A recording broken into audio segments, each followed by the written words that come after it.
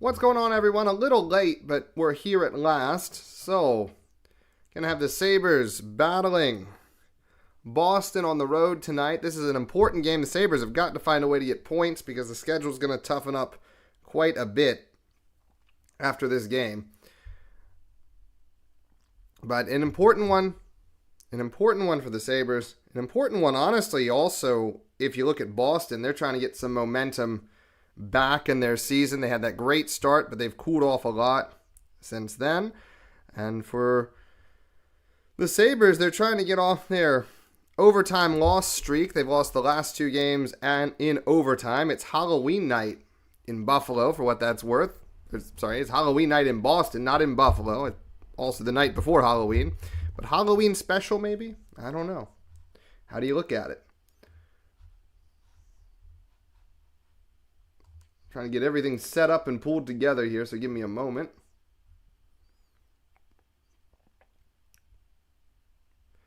It's another one of those strange road games that get generated when you're on like a home stand, and then you got to go somewhere fairly nearby to play a game on the road. They happen sometimes.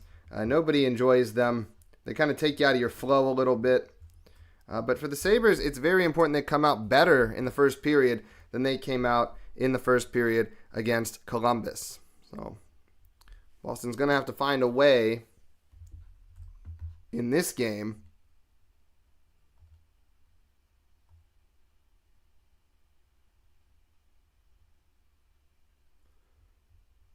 Buffalo's going to have to find a way in this game to just be better. This game also marks the return of one Jordan Greenway. That is a big get back for Buffalo, as the Sabres have been hurting a little bit without him. Especially on that third line. That third line has been kind of a weak point for the Sabres throughout the year. The second line's been good. The bottom line's been good. The first line's been, what you would expect the first line to be. A little bit less powerful than you might have wanted or hoped. But they're there. And the second line's been awesome. The fourth line's been awesome. But that third line has had some issues. So as we go in this game tonight, it'll be interesting to see in a couple of factors. First of all, Buffalo's been absolutely terrible on the road. 0-2-1, but they did post some interesting things on the Sabres website that according to the advanced statistics, Buffalo has been better on the road than at home in some respects as far as how they've played.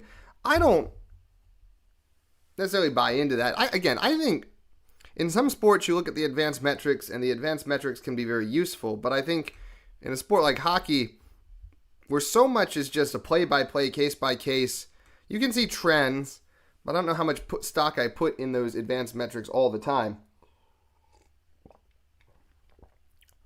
Boston with their typical... It's the same guy who did the anthem way back in Game 2.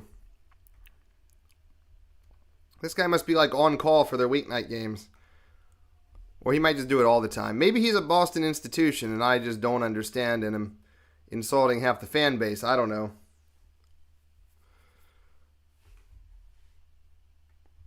But you got to think for the Bruins, this is one that they definitely think they can get, having won their last home game against Buffalo. Now, that was a different time.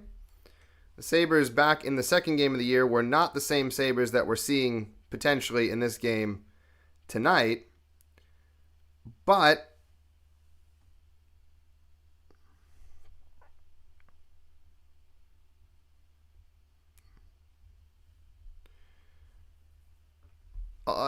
if you have beaten a team once already, you tend to feel pretty good that you can beat a team again. The goalie, Korpisalo, in net tonight for Boston, not Swayman. Hey, Mossy, good to see you. How you doing this fine day? Let's go Sabres, for sure, for sure. It's interesting to see Alex Lyon back in net. I think there was some rumblings that UPL was probably going to get this start, but I think the Sabres realize that this is a game they really need to get. So you have to imagine that is why they've gone with Lyon in net. Unless there was something beneath the surface that we don't know about. Maybe someone has more information than me out there. Yeah, there's been a lot of... It's very, very fun now that we're back and Greenway's back. We're basically healthy. With the exception of a few folks, we're basically healthy at this point. It seems to me, based on the lineup I have in front of me, that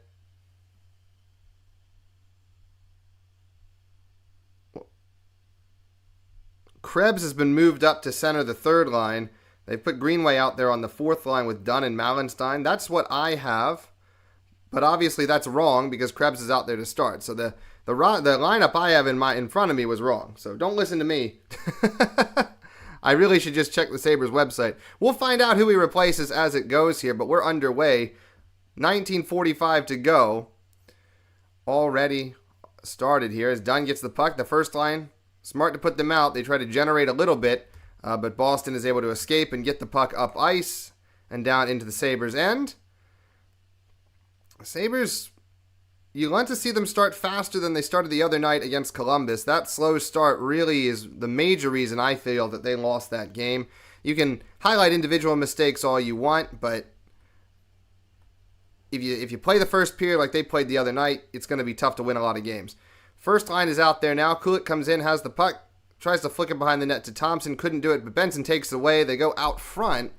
Kulik couldn't find it, and Boston skates it away as Arvidsson sends it up, and it is taken by the Sabres once again in their own end. 18:55 to go, first period. Puck is sent down through center ice.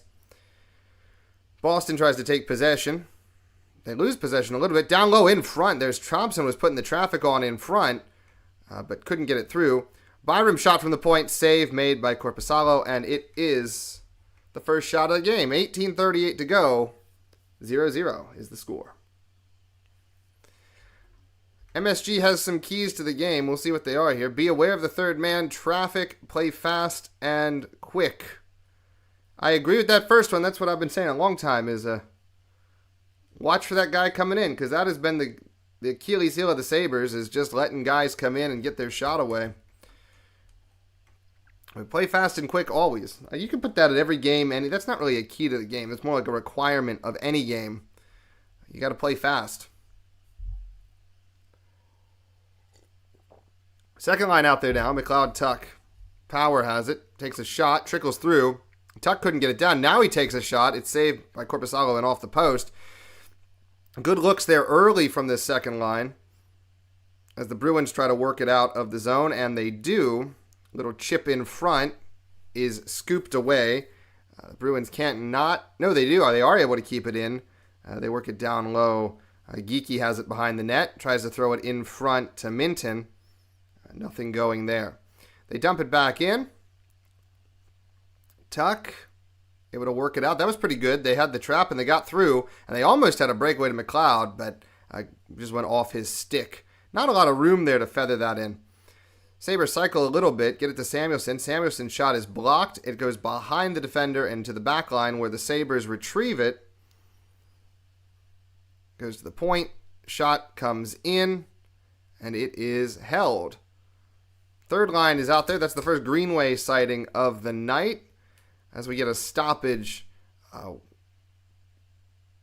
at this point in the period. There's a good chance if Tuck could have got that settled down, he could have got a bit of a better chance than what he got. Yeah, let's see if Power comes back strong today. You would have liked for him to have come back strong from the Toronto game, but the past is the past. All that matters is what you do now. Greenway out there for the face-off, and he's tossed immediately, so Zucker will come in for the face-off. So Greenway, Quinn, and Zucker is the third line tonight. Zucker's able to get in there. Cannot keep it in the zone, but Quinn's able to retrieve it at center ice and bring it back in.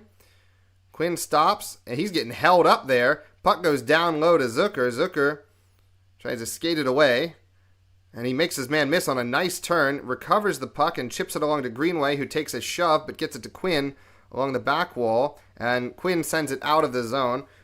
But a little bit of cycling going there. All the lines have had some offensive zone time. Nobody's been chasing yet, so that's a good sign. 17:05 to go first period. Sabres throw it across the red line. Does Byram? Bruins try to bring it out of the zone. The fourth line is out there now. And here come the Bruins. Maybe their first chance of the night here. McAvoy's shot goes up and out of play. 16:49 to go. Hey, Gerald, thanks for stopping in here. Yeah, I agree with you. I agree with you very much, Gerald. Defensively, they lack awareness of where the other team's guys are. They tend to watch the puck. They tend not to cover where guys are supposed to be or where guys are. And then also, on the breakouts or off the boards, they tend to have a difficult time finding who they're supposed to get the puck to. I agree with you very much. I think that's evident in their play. I think if they can solve those two issues, I think everything else is going to fall into place pretty smoothly. So back to action here. Puck is brought up by Boston. And they try to work it into the zone. Lindholm tries to get by Kulik and cannot do it. So here come the Sabres back the other way. Shot in, goes wide of the goal. Good chance. They had a pretty good rush. Decided to take the shot. Puck goes all the way back down the ice, and Lyon has to stick it away. That was almost dangerous as there were no Sabres coming down, but fortunately had the velocity to get to Lyon. Boston trying to work it through the ice now. Their second mix of lines is out there. The second line with Zacha and Mittelstadt out there now. Tuck has it at the blue line, dumps it down. And there's a chance in front. Rebound chance. It is saved by Korpisalo and the defense able to keep it out. Boston tries to work it up. Mittelstadt finds his defender. They have it at center ice. Zacha to Mittelstadt. They break it into the zone. Mittelstadt finds Zacha. Nice pass, but they tried one too many passes, I would say, trying to get at Arvidsson, and it was poked away by Buffalo, and now they have possession of the puck. I think if Boston had just gone, if they had just gone with that original chance there, I think they would have been just fine. Korpisalo tries to play it. Third line back out there for Buffalo. Boston dumps it in. They're going to get a change. Samuelson retreats to pick up the puck. For Buffalo, he brings it up and out of the zone. Leaves it for Zucker. Zucker to Dahlin on the other side. Quinn's been out there a lot so far. He's been around the puck a lot, but he hasn't much to show for it as he hasn't gotten possession of it very much. Boston playing a little dump game. Lyon has to move it quickly. Geekie isn't able to control it. Greenway is able to chip it out to center, where it is flipped back down the other way. And Boston takes possession. Have a chance in the middle here, but a good back check forces the puck to the corner for Boston. They work it back to the point. One time, chance goes wide from the point from quite far away. Quinn, you'd think, needs a change at this point, and that line will change as Lyon swipes it over to Dahlin, and the play will settle down. 14:22 to go here in the first period. Shots are 5-0 in favor of Buffalo. They've had a few good looks, but I'd say no real grade A chances. 14:17 to go here in the first period. Yeah, it's what you want to see. You need one or the other. If you can get some good offensive awareness, I think you're in good shape. If you end up only having defensive awareness, you can defend well enough as well. It's tough to have a team that is both, because you're either really attack or defense minded, but the best teams are able to do both to some degree. Yeah, I understand that. I try to give the time the best that I can. It's hard to just have a working timer, but I'll look into that. Puck comes up here, and I believe that's going to be a penalty coming up. Like the streams that typically have that, someone can monitor the timer. But I'll look into it. If I can figure out a way to get it on here, or someone knows how to get it, knows something I can use that will just go, it's fine. But if I have to manually stop it and start it, I don't really trust myself to do that. If I could sync it up with a game time, that's perfect.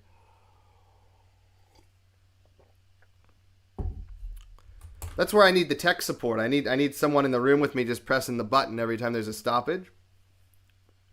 It's a really good idea, though, Josh. I really appreciate that idea. Maybe I get an AI to control it or something. I don't know. I bet you could do that. I bet you could get something to that degree. I'll see if there's any way I can jury rig something in the future.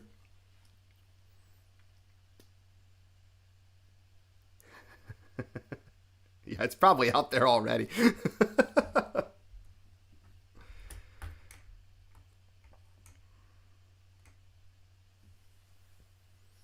Yeah, I know the start of the game is rough on folks who come in here because it's tough to get synced up, so I appreciate y'all sticking with me while we all try to get on the same page with the game here. We're at the first stoppage now. Shots are in favor of the Sabres pretty well at this time, but the flow of play has been in favor of the Sabres, but nothing to show for it.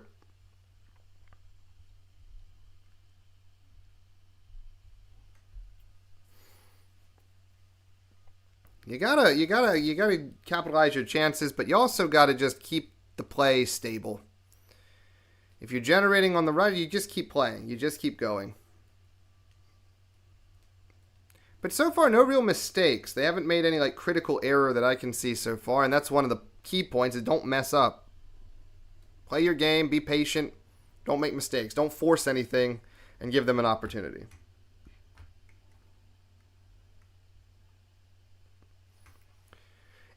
It never ceases to amaze me how little these pro sports leagues value YouTube and value the amount of marketing and excitement that ends up bringing. I mean, everyone is still watching the game. It's just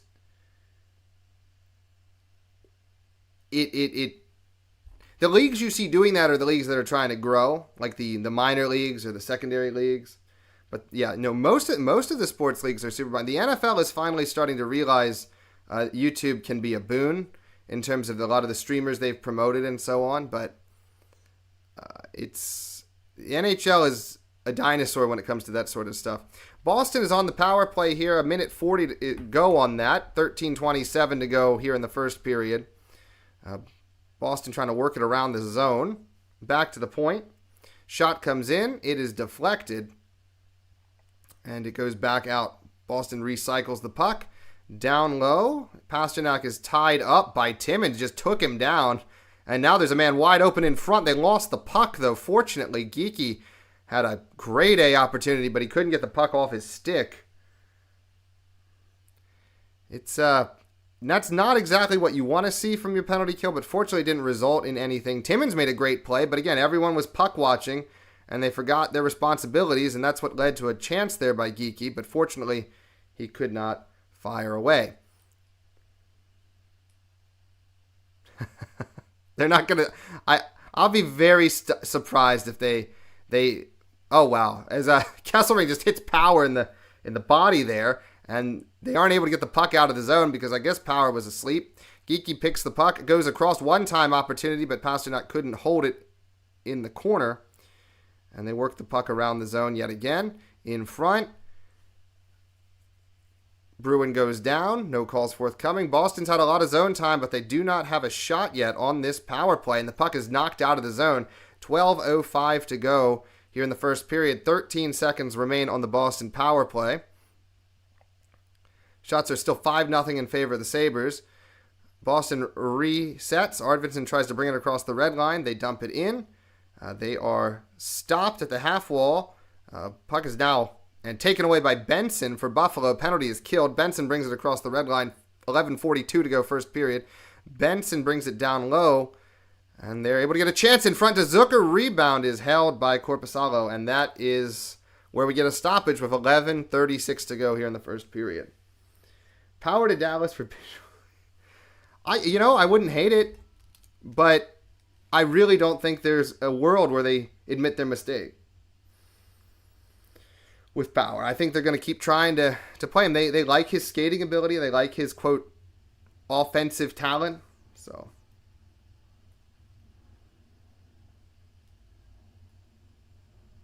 yeah, I think all the guys that Adams has brought in the offseason have worked out pretty well. Has he done enough to move the needle?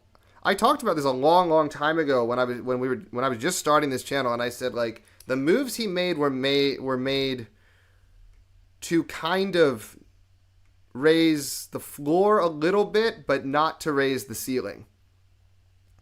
So that made me a little bit concerned. I think you need a little bit more. Chance in front here held by Korpisalo again. 11:31 to go in the first.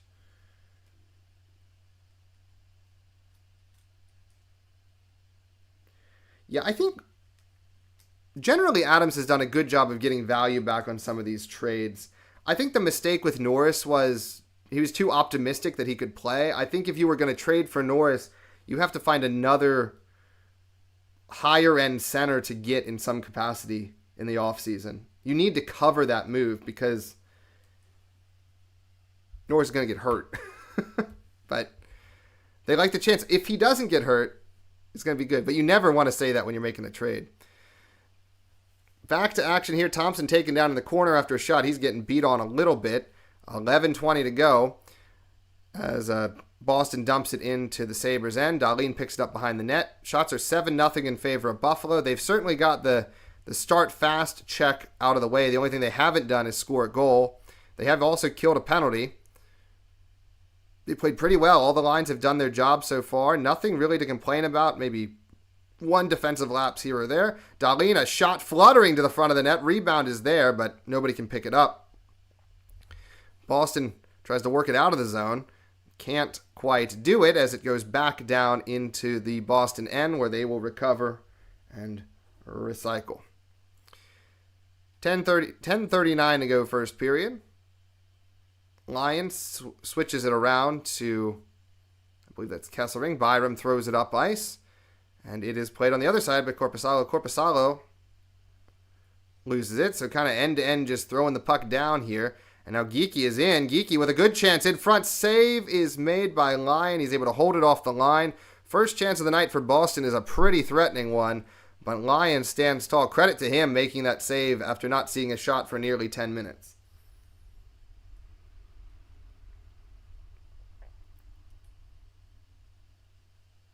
I agree. I think I think I agree with you, Gerald. I think we're basically two players away. And I think we need more center depth. And if we get more center depth, I think we're good. The problem is we don't have any centers who can win draws either. Like, just our face-off numbers are abysmal. And I know you don't always need that, but I would love to see them give Hellenius a run. I understand Ostland's getting the first look, but I think if he doesn't pan out, you got to switch gears and let Consta Hellenius come up. Because he's been really good in Rochester. He was really good the last weekend in Rochester. And his preseason was awesome. Chance in front here from McLeod. He cannot get his stick on it. He had a good chance in the high slot, but it got out of play. Yeah, well, he's like 30% this year. And unfortunately, that's not an exaggeration. I don't know what he's doing differently. But he's really struggled. I've had to look at his numbers almost every game and be like, what are you doing?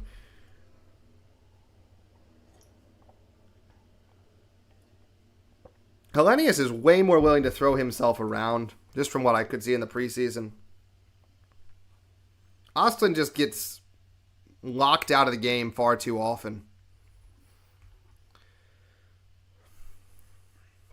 Both teams have had some looks, but this has been difficult getting the puck on their stick and getting a chance to fire it away. Are we heading to a break here? It looks like MSG doesn't quite know what we're doing. We are heading to a break. 9:59 to go in the first period. 0-0 the score.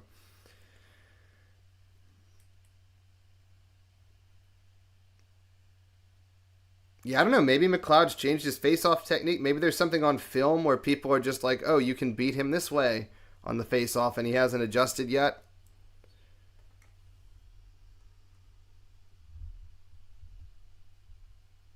I'm a little shocked by the fact he's struggled so much on face-offs this year.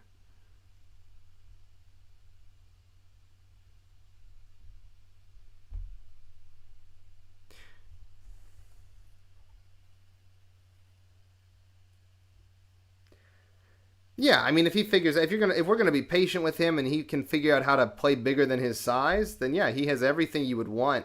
It's just when he plays at the NHL level, it's really obvious that his size is going to be a limiting factor.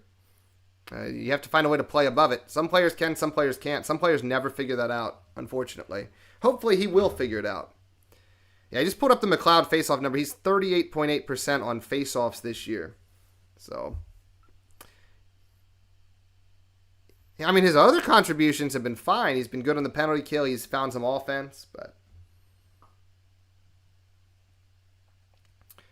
I mean, I've seen a lot of guys come up, like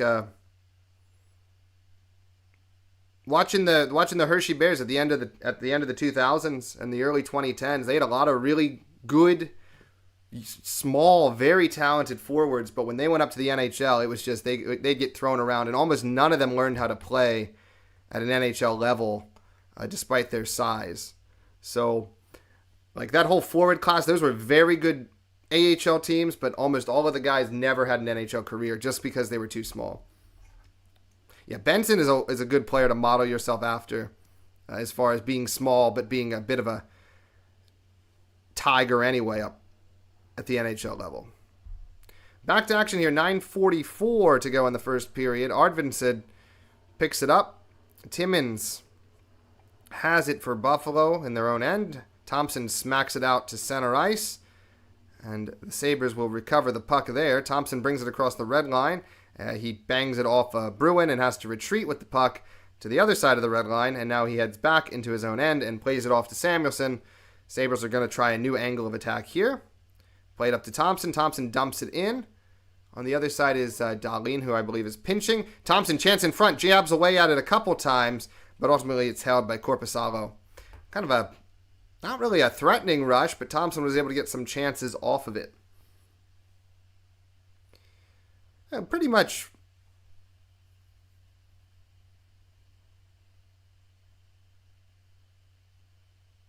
I think there's more of a window, for small guys to succeed now, but actually the heyday of small guys, I would say, was the 2010s, before size started coming back into the equation. I mean, in those days, everyone was trying to get smaller and smaller and faster. And then it shifted a little bit to just finding guys who are big and fast. Yeah, that's always the question. Like, so far, the Sabres look very good. Boston looks like a team that has been struggling and is just trying to get something going. But you're one mistake away, when it's 0-0, you're one mistake away from being a losing team. So until we get some goals, it's never going to be comfortable.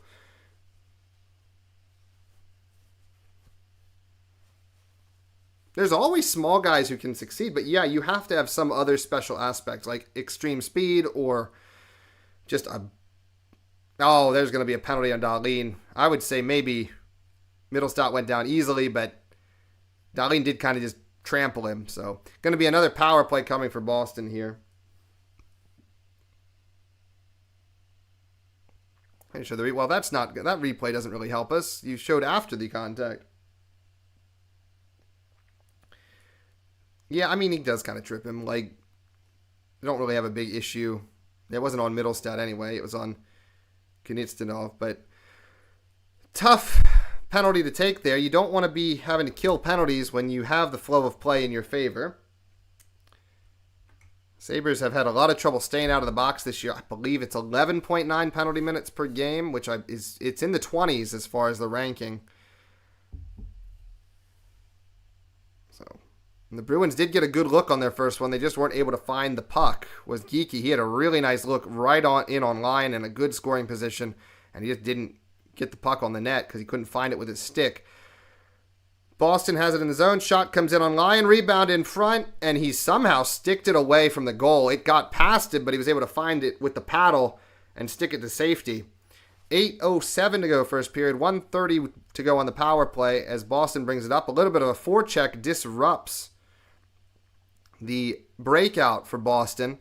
Now they're able to break it into the Sabres zone with a bit of a dump, and they turn it right over to Beck-Malenstein, who sends it out of the zone. 1:14 to go on the power play, 7:46 to go in the period. Korpisalo takes it behind his net and leaves it for McAvoy. McAvoy bringing it out for Boston. They turn it back, try to hit with some speed with Lindholm. Lindholm across the blue line into the Sabres zone. Gets it back to the point to McAvoy, over to the right circle or left circle. One-time chance, no good. McAvoy from the point, shot down in front. It never got through, and now there's a puck loose in front. Lyon made a couple saves on it. It is still loose in front, though. Boston still has possession. Goes to the other side of the net. Lindholm is there. And he is being held by Kesselring, trying to stab it in the net. But I think it is kept out, and now there's some rough stuff going on. A little bit of... Boy. That was really, really, really, really scrambly, and I don't really like where that was going, but somehow Buffalo able to keep that one out. Just couldn't find the puck. It took a bounce, took a deflection. Both Kesselring and Greenway are trying to find it. But what about Kesselring is able to get over? He was on his back. He stood up. He found the open man. Lyon did a great job to make him think about the shot, and then Kesselring was able to hold him up and keep the puck out. That was actually good work. Good recovery there by Kesselring.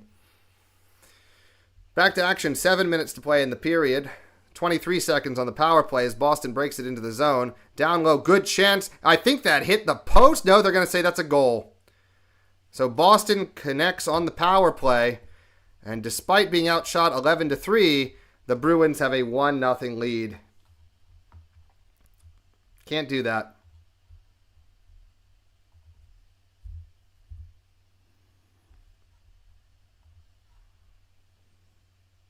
The third man, they didn't really have coverage of it there. It was just they got wide again, and that's how you beat the Sabres penalty kill. You just get wide. Geekie got wide. Same spot he really had that chance from before. He missed. Are we sure that was a goal? I guess there's no debate about it. Yeah, Dahlin has really struggled. It's always something, the penalties, the turnovers, something at various times. He's had a lot more negatives than he's had positives thus far. I know the effort is there, but he's just trying too hard at times. So this is going to be yet another game where the Sabres fail to get the first goal despite being the better team. They have been the better team tonight, but they trail 1-0 because of the penalties. Penalty kill, the penalty kill was going to have a regression to the mean as well. Like you're not going to kill 90% the whole season. That's impossible.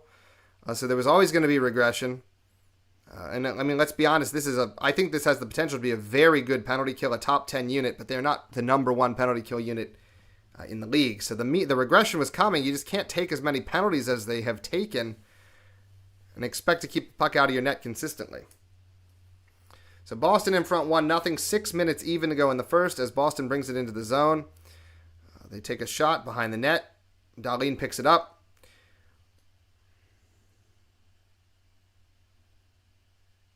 Yeah, they're content to sit back. It's going to be very tough to score now.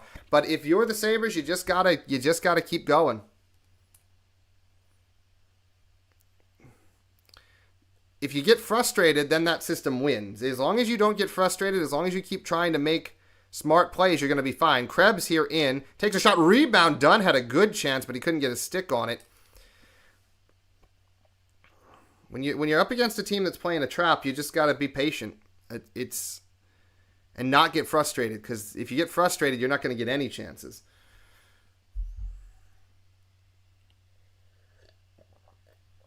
They still have Boston at only 2 shots, so either they've taken one of their shots away. Well, that has to be the case. So 1 goal on 2 shots. The Sabres have 12. It's 1-0 Boston as they head to commercial.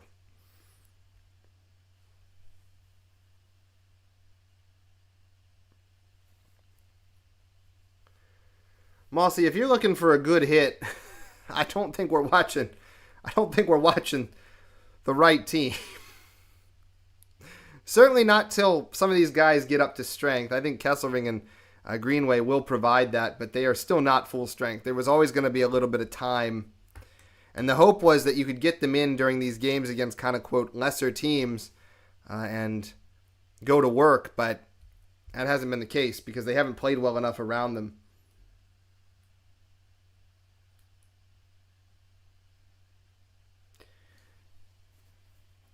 I thought our defense was going to be a bit improved this year, but all those injuries have messed everything. Like those injuries, there's 2 things you do. There's the injury, and then there's the time after the guys get back from injury.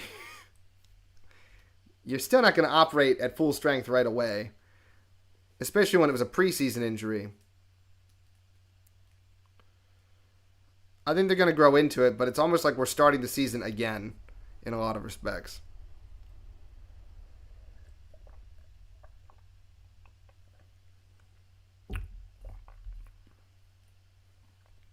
You got to reverse this road stuff too. Like the Sabres were very bad on the road last year. I don't have the record in front of me, but it was not good. And this is the last step for good teams, is figuring out how to win on the road, and figuring out how to win games where you're up in the third period, and figuring out how to win games on the road are two things that are tough, but they're things you have to do if you're going to be a playoff team, because you cannot throw those points away.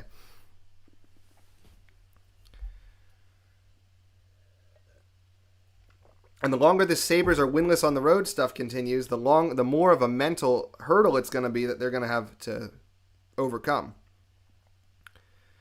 Sabres working it out here. Puck is dumped down into the zone. Sabres trying to get a forecheck going again. They get the puck out to the point. McLeod has it in the slot. Shot down low is blocked away. Got to watch out for the 2-on-1 here. It is going to be a 2-on-1. And shot, they score. I believe that was Pasternak and Lindholm on the 2-on-1, and Pasternak took a shot which just went low and beat Lyon. That's not one you want to give up. I understand it's a 2-on-1, but that's when you gotta kind of stop. And it's gonna be gut check time here for the Sabres at this point.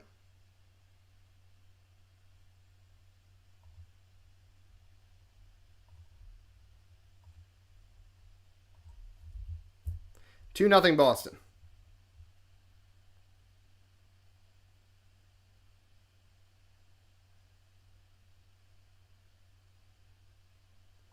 I think if you watch Thompson's play this year, you'll see a guy who is struggling mentally with the weight of all this, and he doesn't seem engaged as much as we've seen in the past. I think that's pretty clear, especially defensively. He just doesn't seem to want to put the work in. He'll try to score goals, but defensively, yeah, like Lyon is. Again, he's played out of his head, but he's also played a lot of games in the NHL as basically low-end starter, top-end backup material, which is, I still think that is his level. Obviously, he's been very good, but hopefully he can get back on track in this game before too long. Obviously, not a great one to give up. Frustrating. They get a good first period, and they're down 2-0 on 3 shots. Again, 2 goals on 3 shots. Not much you can do about that, but there's still 4 minutes to go in the period, and I think Buffalo needs to find a way to get one, but you can't let this take your energy out. You got to find a way to keep going. You haven't played badly. You just keep skating. Greenway tries to work it around the net. 3:45 to go here in the first period. Quinn and Greenway have it tied up along the boards there. Still tied up. Now they work it around. Zucker trying to get to the corner, the other side of the corner there. Can't quite do it, and Boston tries to send it out, but Quinn is there to stick it back down. Boston has to reset and reload.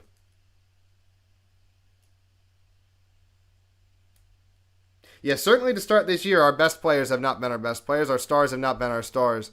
That is 100% true.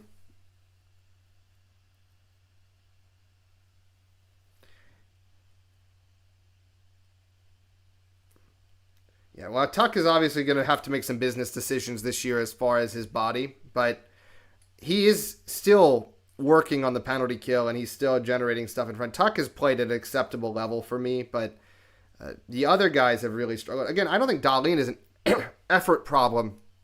I think it's a trying to do too much problem.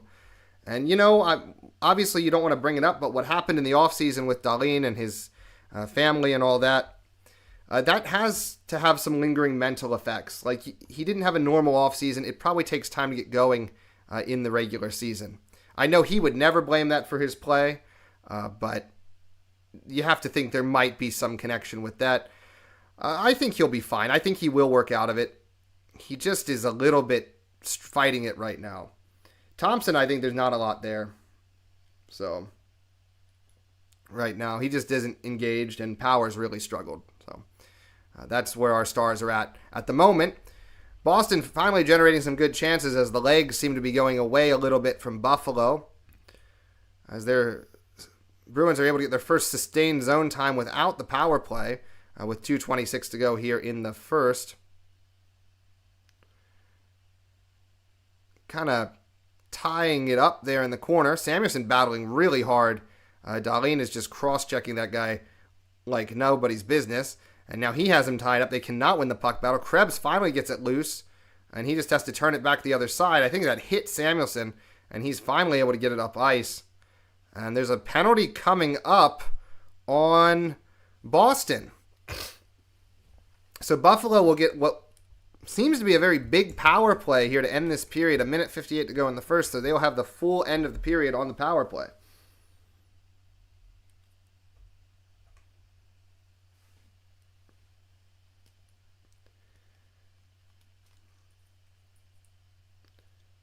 Just because we've done it a lot and it hasn't yielded results, I think the thing that people miss is this team has had a numerous, not just player shifts, but philosophical shifts. And obviously we had another one when we went to Lindy Ruff to come in to be the head coach. That was a philosophical shift as well. And it's tough to get the guys to match when you have a shift like that. But I would say that like Thompson does not match the team's current philosophy of play. Buffalo on the power play now. They're first of the night. They need a goal. They try to get it to Thompson in the slot. He cannot connect with it.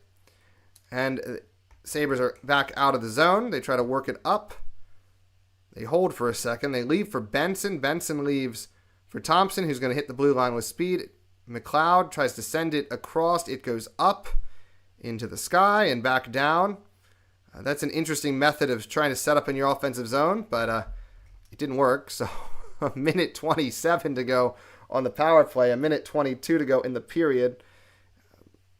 Period will end before the power play. There will be 3 seconds of leftover power play time in the second.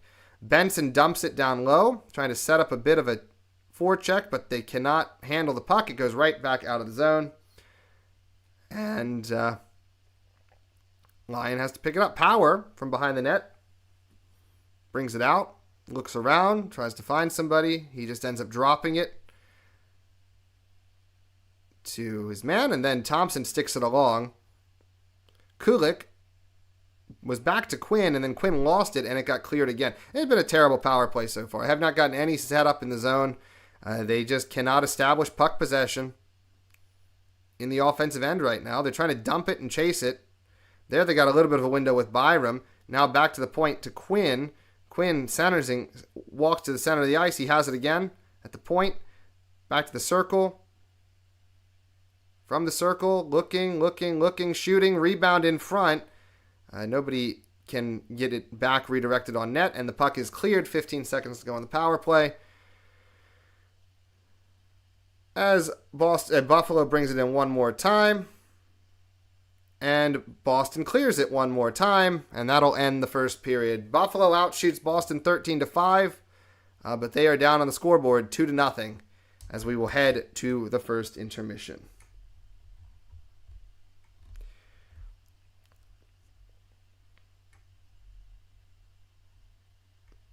Yeah, it's one of those things like it's been interesting this year because I think they have found guys who, if you want to build a team with this philosophy of being tough to play against, they found guys who can do that. But the problem right now is the guys from the previous philosophical period are struggling. And those are the guys who are the leaders. You only blow it up if you are going to keep the same philosophy and continue in the direction you're already in. If you're going to blow it up and change your philosophy, then you're just going to keep doing this. Like, you have to have a unified philosophy for the team when you're building it. If you don't, then you're just going to get mixed pieces, as we have seen the last number of years, which don't operate particularly well together or with the philosophy you're trying to build. So the problem is that the drought makes everyone impatient to see something go. And it's understandable. They can't keep missing the playoffs every year. But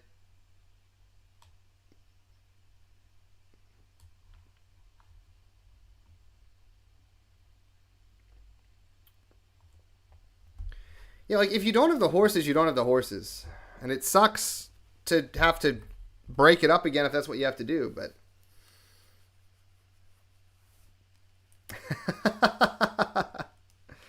well, if you get a player like McDavid, then fine, but that ain't happening.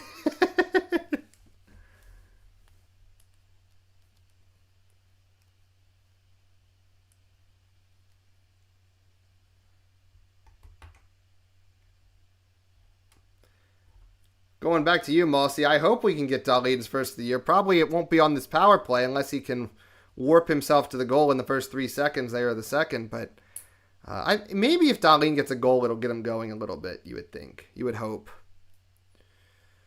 Take some of that pressure off. I was hoping that the winning period would have helped him when the secondary guys were doing a lot of stuff. I was hoping that would help him realize that they have some guys on this team, but he's continuing to play with that do too much mentality. It's hard to shake.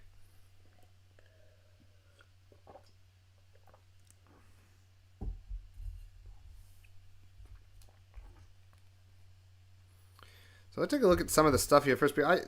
This is frustrating. Sabres played a pretty solid first period, but when you give 2 goals, it's not a solid period, regardless of everything else. Sabres are winning the face-off battle 10-9. They're out hitting them 11-3.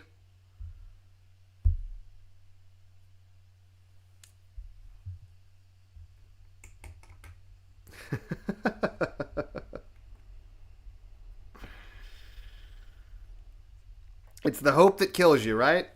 It's always the hope that kills you. Yeah, I agree. I think you lower his minutes. You do have the capacity to take him out as well if you want, but now that you have everyone healthy. Currently, the only player playing more minutes tonight is Mattias Samuelsson. Mattias Samuelsson was out there for 8 minutes and 30 seconds in that first period. Dahlin out there for 7 minutes, 49 seconds.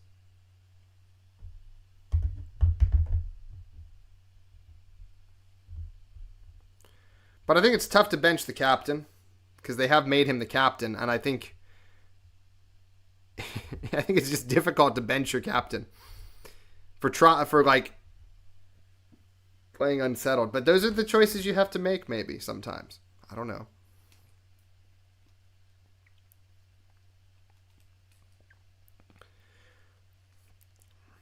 I think it's one of those things where he just needs to chill a little bit. Just relax a little bit. Let the game come to you. You don't have to make every play.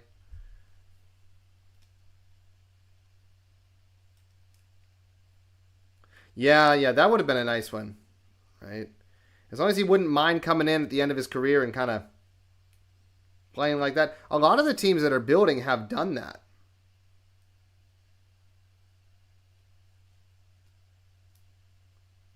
Yeah, no, there's a lot of personal stuff that factors into Dahlin, so I try to not be too hard on him for any of that.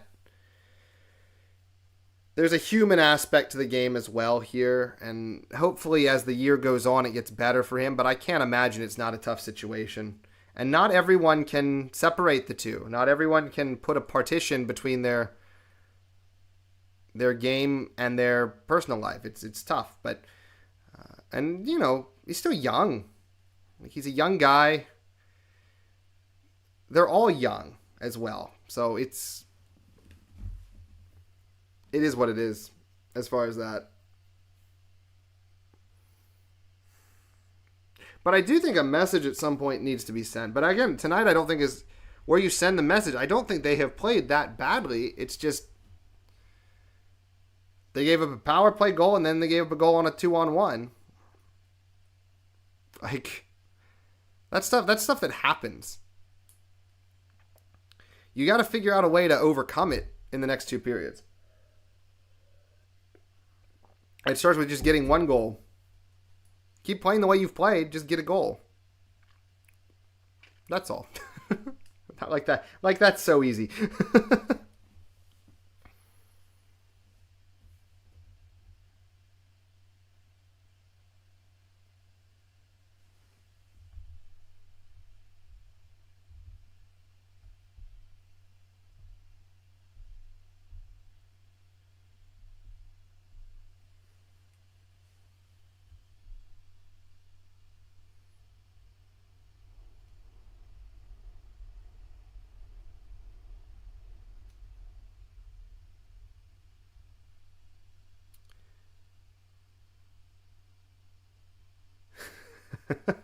Yeah.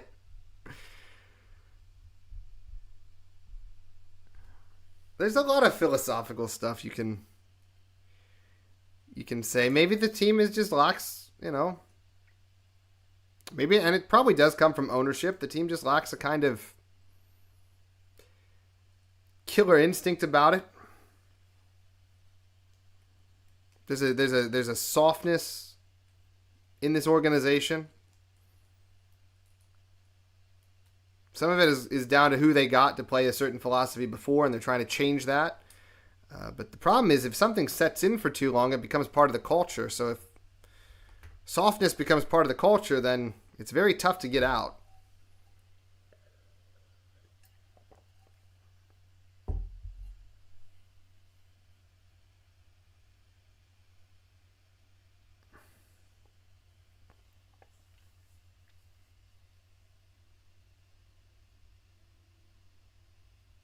Yeah. That's true, Gerald. I think it has become different. And in all sports as well. Now they get paid so much money too. Like they get paid so much. I mean, even hockey players are not well paid compared to other sports, but the top end guys get paid so much money. They can develop a social media presence, and some guys are just setting themselves up for life afterwards because they know they're going to need some kind of career or presence afterwards. All that becomes important, and the game becomes a vehicle for those things rather than the thing itself. You want to fill a team and a locker room with guys who truly love the game and can push that love onto other players. You don't want a room full of guys where this game is a means to an end because when you need them to go, they're not necessarily going to go. They're going to make the business decisions, and so on.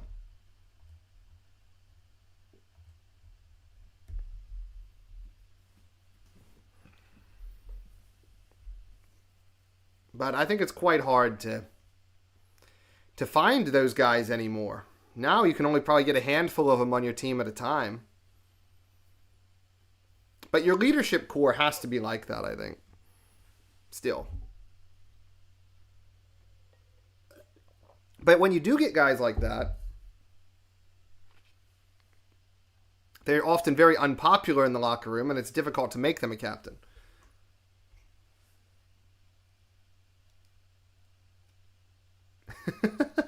That's true. He could be a remote work captain. Why not?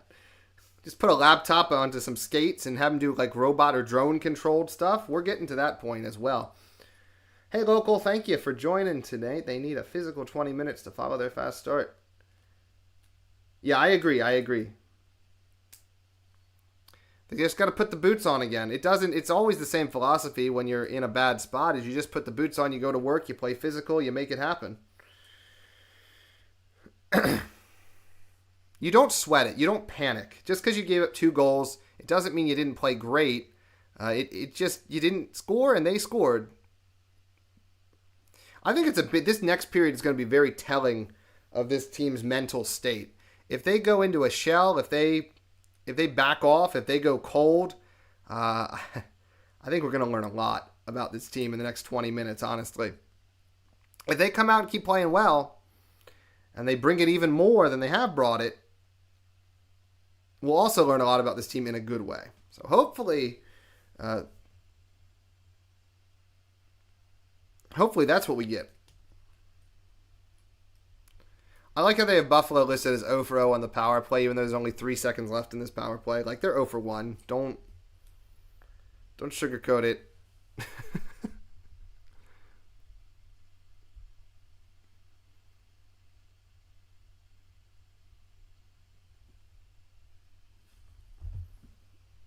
I'm going to take a look a little bit at the event log here. Jordan Greenway already has 3 hits in this game, so he's made his presence felt. Krebs has 2 hits, and Malenstein has 3 hits. Those guys have really brought it. So between those 3 players, that is, I can't do math. That is 8 of your 11 hits just from 3 guys. So Greenway definitely bringing a bit of physicality back to it. Just keep going. Keep being physical. Don't take bad penalties. The penalty that they scored on was just a bad penalty by Dudley and shouldn't have happened.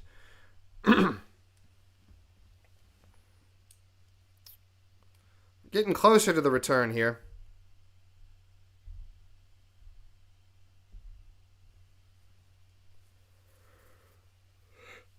Excuse me, sleepy.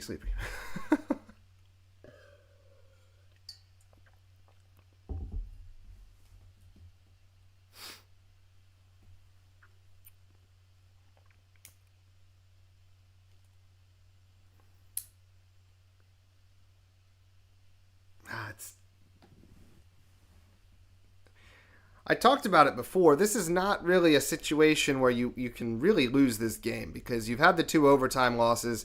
If you lose the game after you have the 2 overtime losses, it really turns those overtime losses into straight losses because it would be 2 points from 3 games at that point, and that's the same as going 1-2. Whereas if you win this game, you get 4 points from those 3 games, and that's like going 2-1. So, this game really determines whether or not those overtime losses were good or bad for the team. But you're going to drop games that you shouldn't drop sometimes, and that's why it's very important when you're in those overtime games, you don't throw them away with careless mistakes. Even though it's a crapshoot, you just got to be more careful.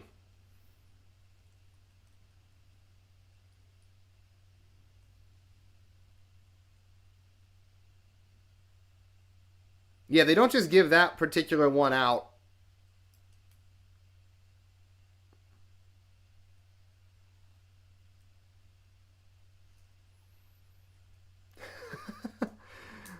But goals are a funny thing because goals are generated off of good play, right?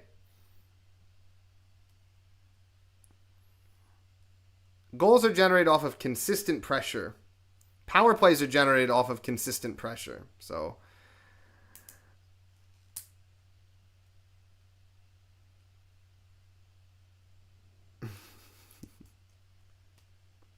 hits are not the most important thing, but physicality is something that is necessary. But you can see right now how much it's worth because what are the hits? 11-3 right now in favor of the Sabres. I always say it. I think it's your ability to take a check is more important than your ability to land a check. But sometimes checks alter the momentum of the game. And the Sabres right now are going to be on the back foot a little bit, right? Like you had a good period, but you gave up 2 goals. You might come out a little tentative. So going out there and having a really nice first shift where you go out, you work hard, you hit somebody, you get the puck on goal, you're going to have a chance there.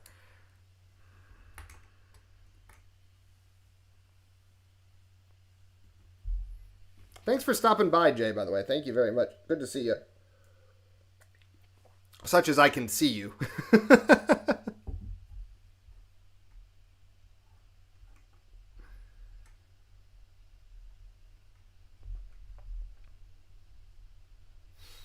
That could be true, yeah. I mean, I think that's a really good point, Gerald. I think there is an aspect of it, and Boston always does do this. They're always a dangerous team because they can still win games, and they have that expectation still exists, even though they're not a very good team. The expectation of winning hasn't left, whereas the Sabres have now developed an expectation of losing. So even when you're having a good period and you give up goals, it's like, well, we're going to lose.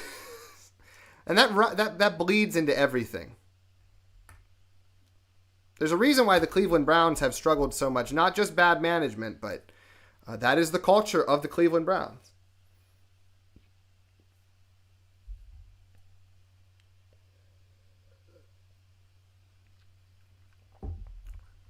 We don't want to be the Cleveland Browns. Yeah, there's more to it than hitting local. That's a good point.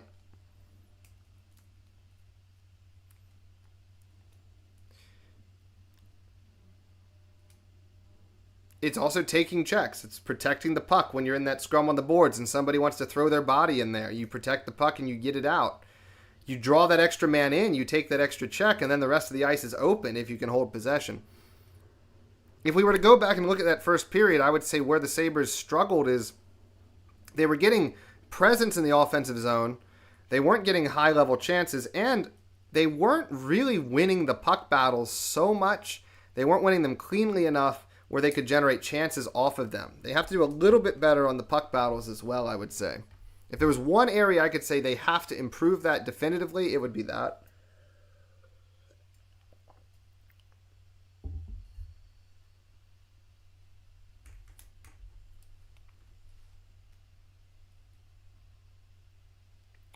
It takes a lot to turn a culture around. It really, really, really does.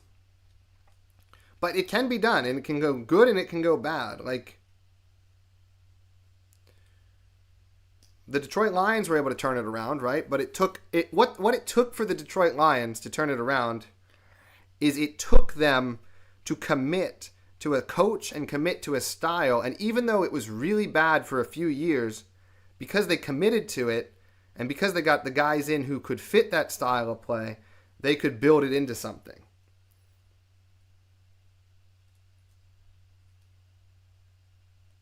Yeah, no, I would like to see something like that. I agree with you, Gerald. I think you want a veteran captain who has won.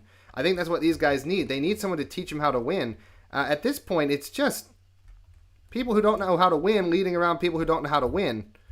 And that's kind of tough. You have guys who have been on teams that have won or have gone to the playoffs. I think you have you have guys who have been on teams that have won, but they were role players on those teams. They were not necessarily in the leadership group of those teams. And so even though they've won, they don't necessarily know what it takes to push a team to win. They're kind of just along for the ride.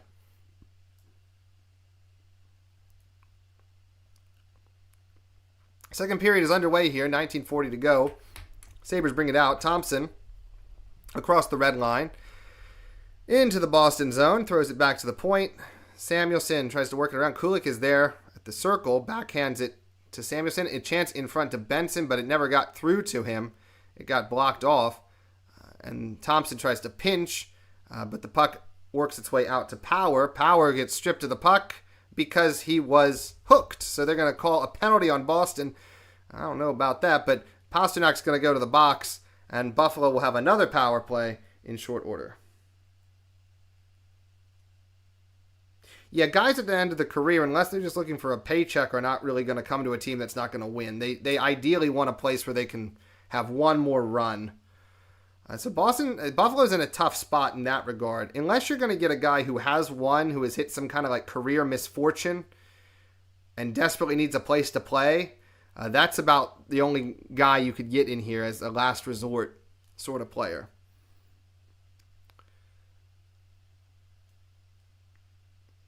But even so, someone like that would be useful to have, I think.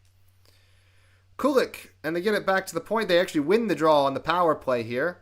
Power, a shot from the point, is held by Korpisalo through a screen. 1:54 to go on the power play, 19:09 to go in the second.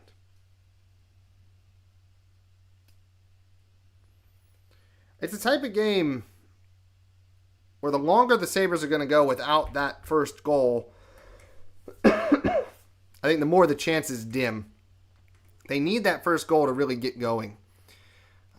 Lindy Ruff interview is taking up half the quarter of the screen now. Now it's gone. So 1:47 on the power play as it goes back into the Buffalo zone. Power brings it out. Plays it up to center. Byram. Kulich tries to make some space with a little bit of a move. Leaves it to, I believe that is Quinn. And it went back to the point, and Power lost it out of the zone, so have to reset. Power throws it back to the red line. Quinn gets checked coming into the zone, and Boston has possession of the puck. They clear it down, and Lyon is there. There is also McAvoy's coming in on a bit of a forecheck. 1:11 to go on the power play, 18:23 to go here in the second period.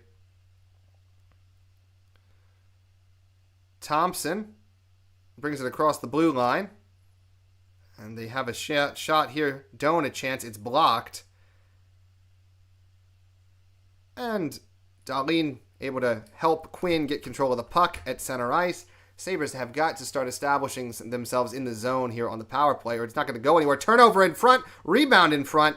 Both are saved by Korpisalo. That was the best chance as he turned it over in front, but the Sabres could not find the back of the net. Dahlin brings it up, 30 seconds to go on the power play to Doan. Doan rings it around the zone. It is picked up there at the point. Now Thompson skates it in. He takes a shot. Save is made. Dahlin picks it up at the blue line. Thompson, circling back into the zone, goes down low. Wraparound chance. Zucker had it, but he just put it wide. Benson is able to recover the puck. They're still cycling now. This is some good sustained time. Dahlin a chance, and it is saved by Korpisalo with his glove. Good glove save. You got to say, Korpisalo's looked very comfortable in goal. Not a ton of grade A chances, but he has done very well. I don't blame anyone. They want at least a chance that they want to at least believe they're going to have a chance of getting the cup, right? That's very important, I think. You got to have a flash of it. Even if it's unlikely, if they can convince them, oh, you have a chance. And that's what making the playoffs would be big for this team, because then you could bring in guys like that. But you might need guys like that to make the playoffs. So it's really a chicken and the egg situation for Buffalo, I think, in this case. Shot came down as the power play expires. 17 minutes even to go here in the second. Fourth line is out there. Malenstein tries to get the puck, can't do it. Boston has a shot from the blue line, goes wide. There was a man in front that the Sabres did not do a good job of clearing. So that was a bit of a dangerous chance. Kesselring does a good job, brings a guy down, but he cannot get the puck to Byram, and so puck is recycled as Boston tries to get a control going. But now the Sabres have it out into the Boston zone, and they lose the puck back down ice. Pasternak has it in the Buffalo zone. It's kind of end-to-end, but not the good style of end-to-end action here. Just a bunch of turnovers back and forth here. 16:20 to go. Boston, with Lindholm, brings it into the zone. Lindholm across is sticked away by Lyon. Sabres are not skating very much at the moment right now. They're kind of standing around waiting for something to happen, and that's disappointing as far as you talk about response. The skating has not been there so far in this second period. 15:58 right now to go in the second. Tuck and Doan have it tied up behind the net. They're in a puck battle, but they cannot win it. Lindholm is able to chip it out to center, and Mittelstadt brings it across the blue line for Boston. He holds up and then dumps it down low, as Timmins is able to get it back across the blue line into center ice territory, but the Sabres cannot get control. Boston has it in their own end, and they bring it out now. Boston into the offensive zone. Shot, save made by Lyon. There's a low, not very high velocity chance. Puck is lifted well. I don't know why I got so excited about a simple lift, but Thompson has it, throws it now. Dahlin walks in, shot wide of the goal. Thompson picks it up, keeps it in with a nifty little move there. Now in the circle, throws it across. One-time chance goes wide of the goal. Pretty good one-time look there, but they can't find the back of the net on it. Benson tries to bring the forecheck. Him and Thompson combine. Thompson tries to throw a hit, but the puck escapes. Power's able to find it at the blue line, and then shot comes in. Rebound is loose in front, but they cannot get a stick on it. They had the net open, but could not find the puck to take the shot. So some good chances are coming now, and some sustained pressure is coming, but the Sabres are offside. 14:36 to go in the second. Sabres have the shot advantage 17-8, but are losing on the scoreboard 2-0. That's where it matters.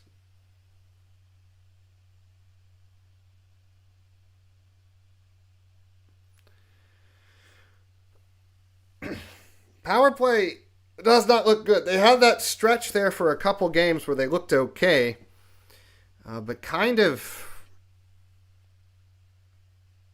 I guess after we got that time off from the 5-7 stretch, the power play has dipped a little bit. Maybe trace it back to that 5-on-3 that they struggled on against Toronto, but they got to get it going again.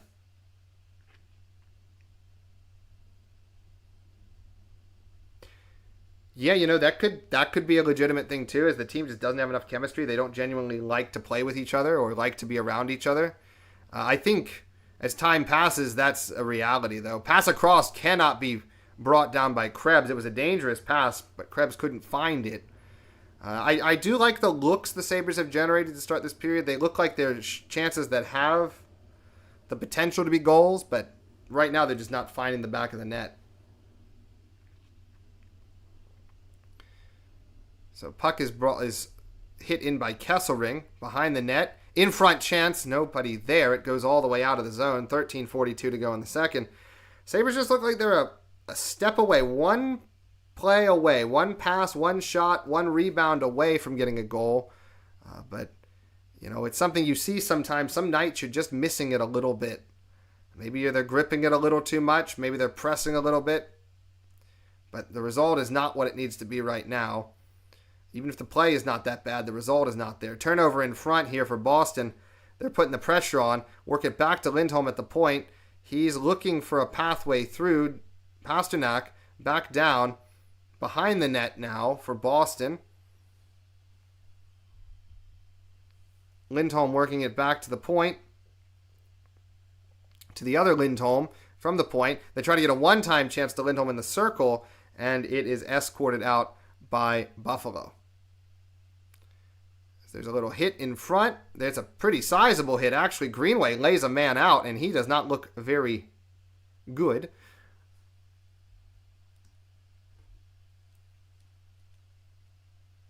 That looks to be a straight-up injury there.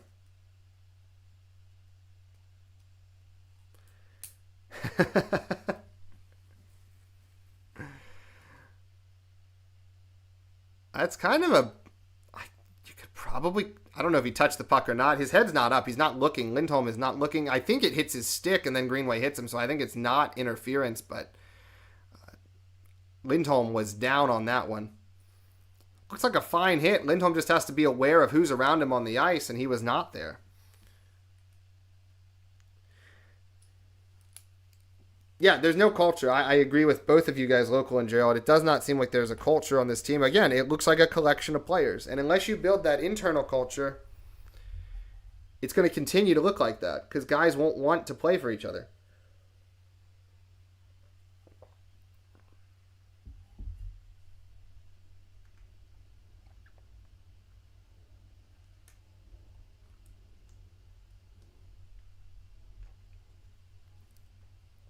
Yeah, that's not a comfortable situation.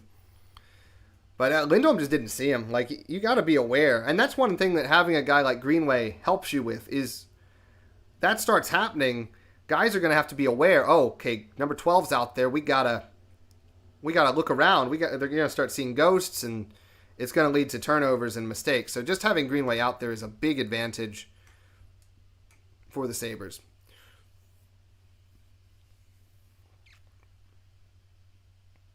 The result isn't where we want right now, but you can see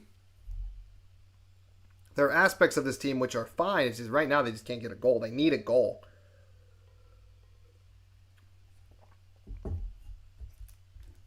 This is when, if you have your high skill guys and you have your superstars, this is when they need to put the team on their back and get a goal.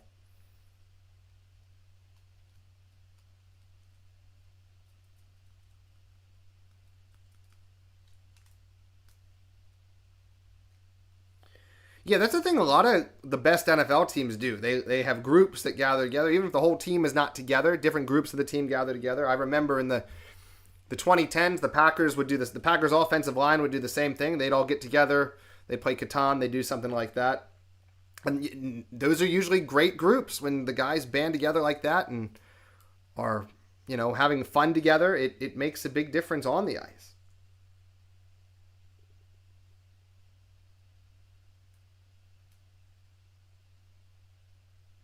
Yeah. That's true as well, right? I don't think Dahlin was the best choice to be a captain, right? He's a little bit aloof. People respect what he does as a player in terms of keeping himself in shape, in terms of keeping himself, he's a leader by example, as we've talked about, but as far as getting the guys to play harder for each other, he's not the guy. And I thought it was an interesting choice to make him captain. Your captain needs to kind of be like the parent in the room of the team, right? And he needs to provide opportunities to get folks together.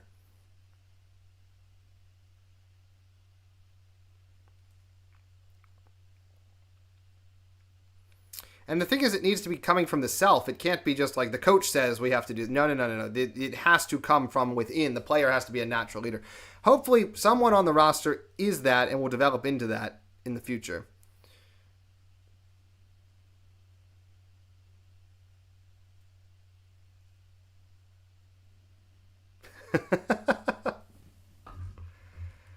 I don't put that all on them not willing to pay Tuck. I put that on Tuck not willing to tie himself for 8 more years to a team that's not going to win. Like, if I were Tuck and I were on this team and I want to win at some point in my career again, then I would not. I would want to see the direction of this team. Is this going to go to a full rebuild or not? Because if it is, I want to go somewhere else. Even if I want to play in Buffalo, like even if I am a Sabres fan, I want to go somewhere else. 11:36 to go. Sabres trying to bring it up ice here. Thompson throws it across. It is intercepted. Now Thompson intercepts it, but he loses it again. And the Bruins have it out to center. Mittelstadt has it in the circle. He takes a shot. Save made. Rebound is there, but the Sabres are able to control it and get it back out of the zone. Thompson doing a pretty good job to hold on to the puck, but then he turns it over as soon as he gets into the Boston zone.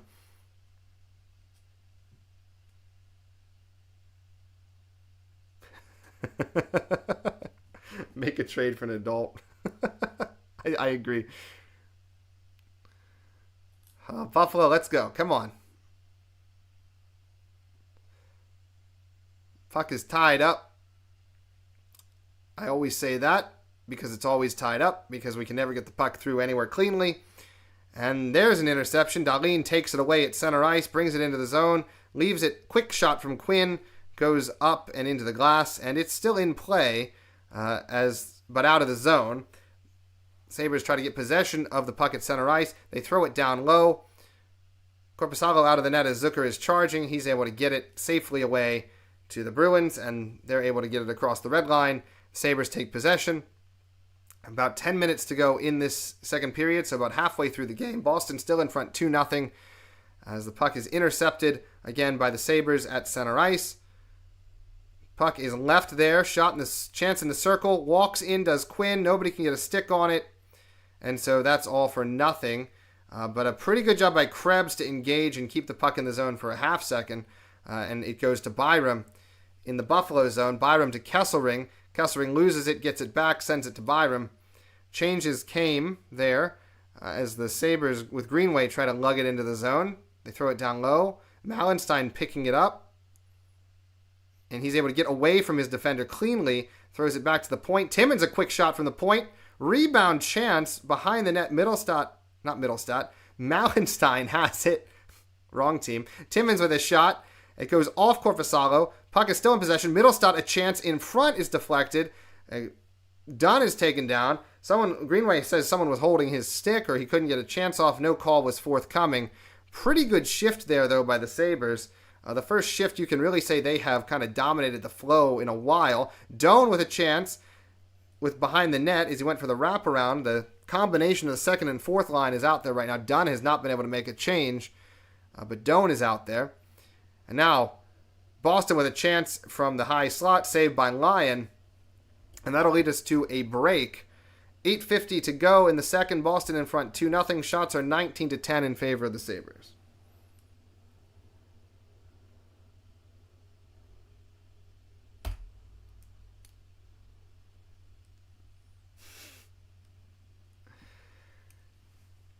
Yeah, Mossy, I agree. Thompson needs to play his size. Dahlin needs to trust his skill. And I agree with you, local, as well. Thompson is, I do think he's worried about the Olympic spot. And I think he thinks, well, the way I get on the Olympic team is numbers. That's why he's not so interested in playing in the defensive zone. And that's why he wants to cheat a little bit coming out of the zone. He wants to get himself in a better position to score goals rather than getting himself in a position to, be an all-around player. But I don't think he's going to end up on the Olympic roster if he continues to play as he has played. Sorry to say.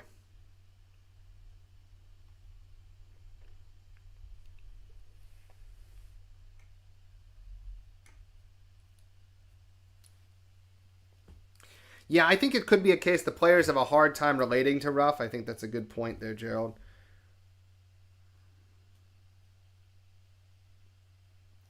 Yeah, Josh, I agree. They need to polish their games a little bit more. I'll still take the hustle and the mistakes over the lack of hustle and the mistakes that come off of that. But yeah, you're right. There needs to be a bit of polish on their games for sure. Um, Especially Doan. Doan really screams unpolished, but awesome. I have high hopes for him. I think he could be a guy that could potentially be in the captain conversation in a few years. We have got to make sure that he is a Sabre for a long, long time.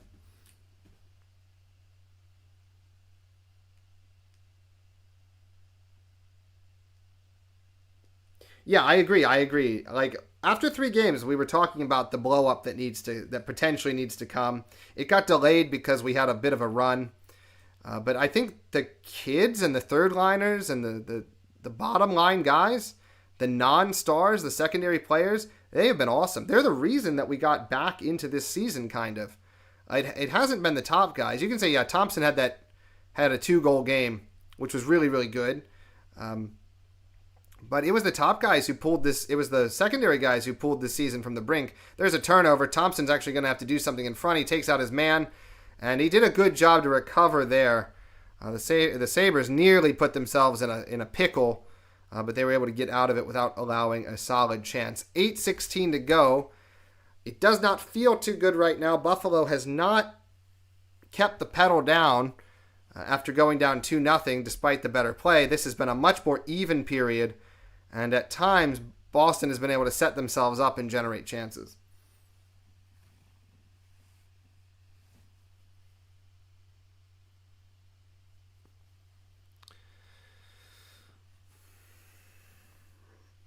The blow up talk is gonna come back if this team goes on a nosedive here. But this also just might be a team that is not able to come through against the bad teams, but plays up to the good teams. We'll see. I think if they lose this game and then come out against the Capitals and get obliterated, I think we'll know where we stand because we'll be back in a similar position to where we were at the start of the year. But man, I really wanted them to take this Columbus and Boston game as a fresh start, and they have through 1.5 games not done that.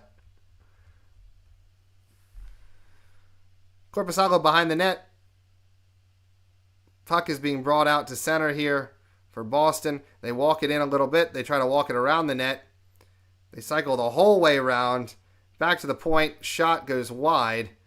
Just the fact that Boston's able to walk in easily, circle the entire zone without any opposition, that is not a great sign right there. Buffalo going to break out of the zone here with Doan. He's able to tie up in the Boston zone. Him, McLeod, and Tuck all there, trying to win a puck battle. They're not able to win the puck battle. Byram has to retreat, and a penalty is coming up here. So they're going to call the Sabres. Sabres will have to go to the penalty kill. It's going to be tough to generate energy off of that, but the Sabres have done it before. And this is a case, I believe, where Kesselring...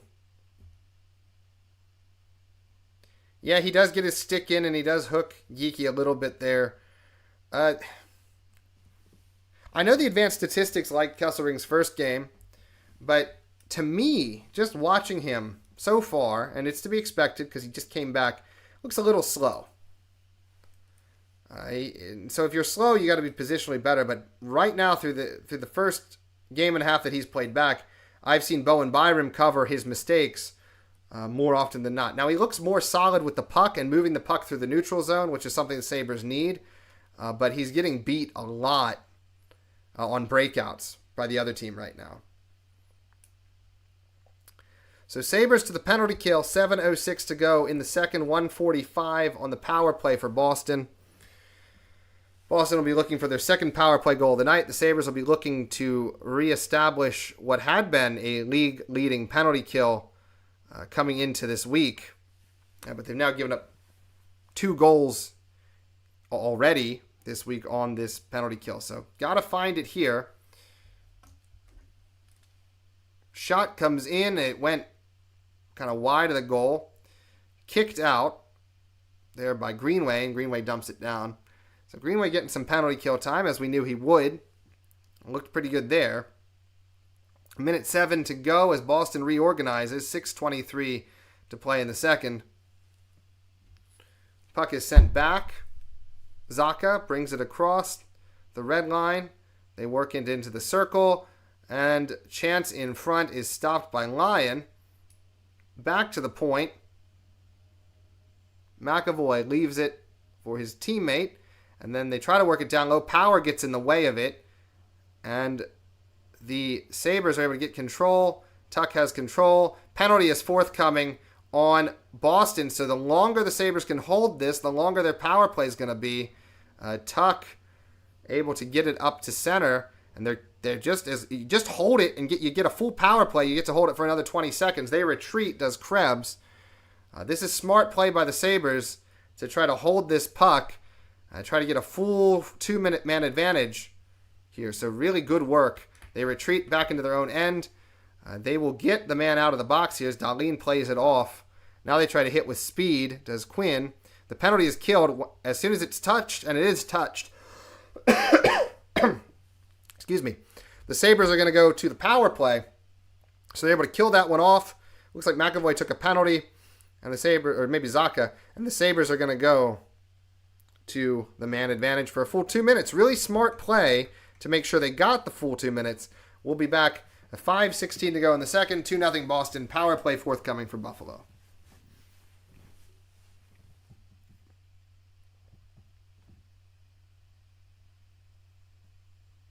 Yeah, I would agree, J.R. And I think if Lindy Ruff had his way, that is how we would trend.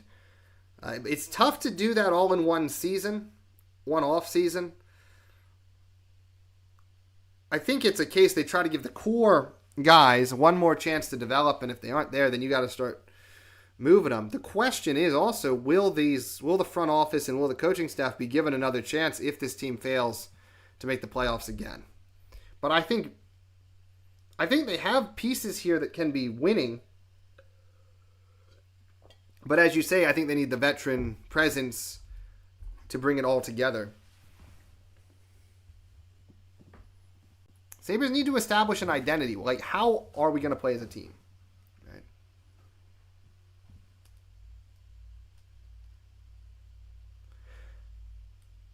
That's true. That's true. I mean, when we get to the deadline, there is going to be a team that needs scoring, and we're going to have Tage Thompson sitting there if we're not in contention, and it's going to be very easy to say, okay, well, here you go. Like, somebody's going to be calling for him. Somebody's going to take him.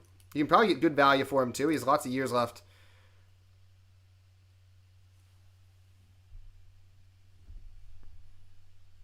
So, yeah, he has lots of years left on his contract. Now he does have limited no trade clause, but I'm sure he'll go to a contender if a contender is asking for him. You know, at this point, it just might be too much weight on these guys. Too much weight on Dahlin, too much weight on Thompson. 14 years of this, and although they haven't been here all 14 years, that culture does take its toll.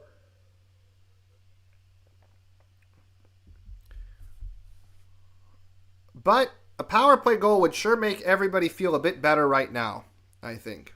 So, Sabres here on the power play. Zucker, Benson, Doan out there with Thompson and Dahlin. They win the faceoff. They're able to establish a bit of possession. Doan leaves it for Zucker. Zucker holds it in the circle. And then they find their way back to the point with Dahlin to Benson. They have the Dahlin play covered, so they're going to have to look elsewhere. Zucker down low. Benson has it. Back to Dahlin to Benson in the circle. They're just playing catch at this point because nothing is open.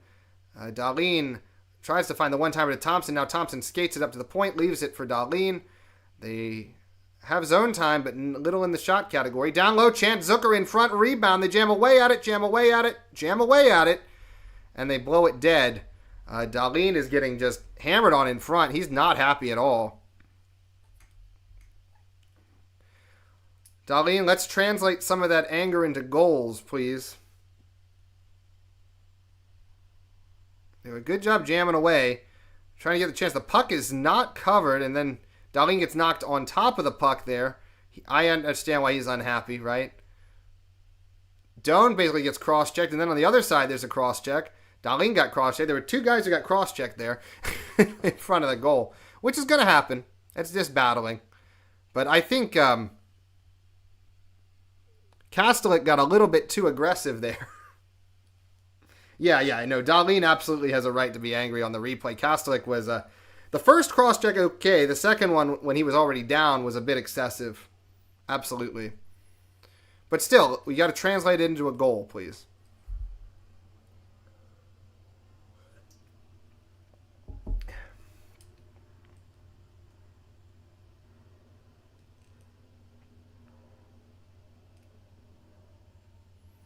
Goes back to the point. Trying to work it a little bit here. Back to Dahlin. Dahlin at the blue line.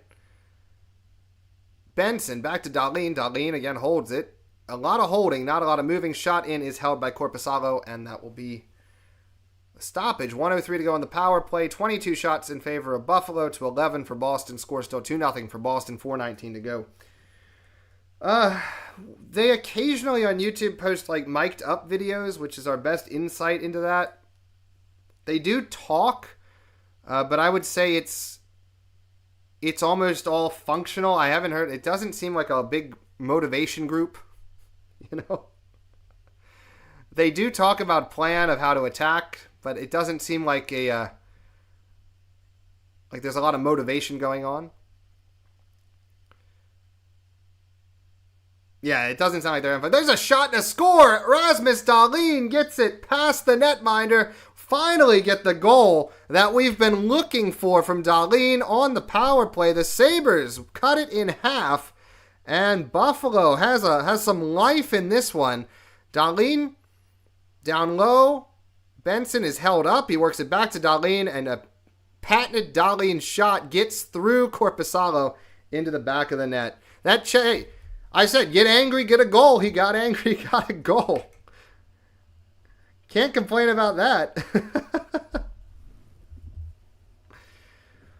I will say, that is the one thing that this team has shown this year. When they get angry, they play so much better.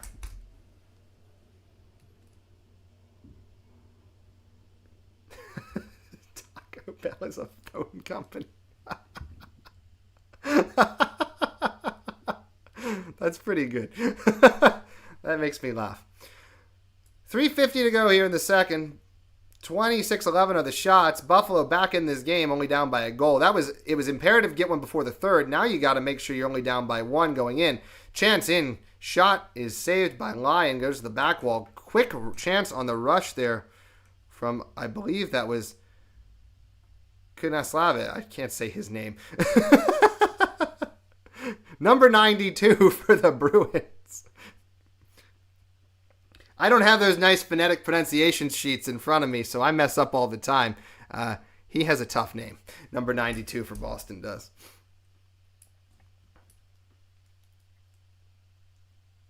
But yeah, this team, when they get poked, they tend to respond, which is a nice difference from what we've seen in previous years. When they get frustrated, when they get angry, they play a lot better.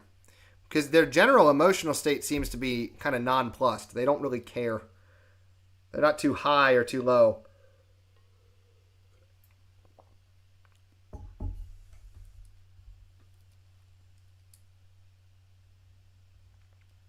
Yeah, I agree. And it is the newer players who tend to get that energy going. And if this team goes in a prolonged skid, I hope desperately that doesn't get killed. But there's a big potential for that getting wiped out of the team. So you really don't want to see that. Boston, Middlestat brings it in. Shot wide of the goal. 2:56 to go here in the second.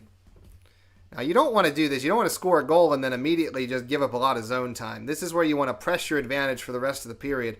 A Boston goal here would be a backbreaker, because you finally put yourselves back in striking distance. So you got to find a way to actually, maintain that position for a while. Put some game pressure on Boston. Get in their heads. Make them remember that they've only won 2 of their last 9. And maybe something will break for you.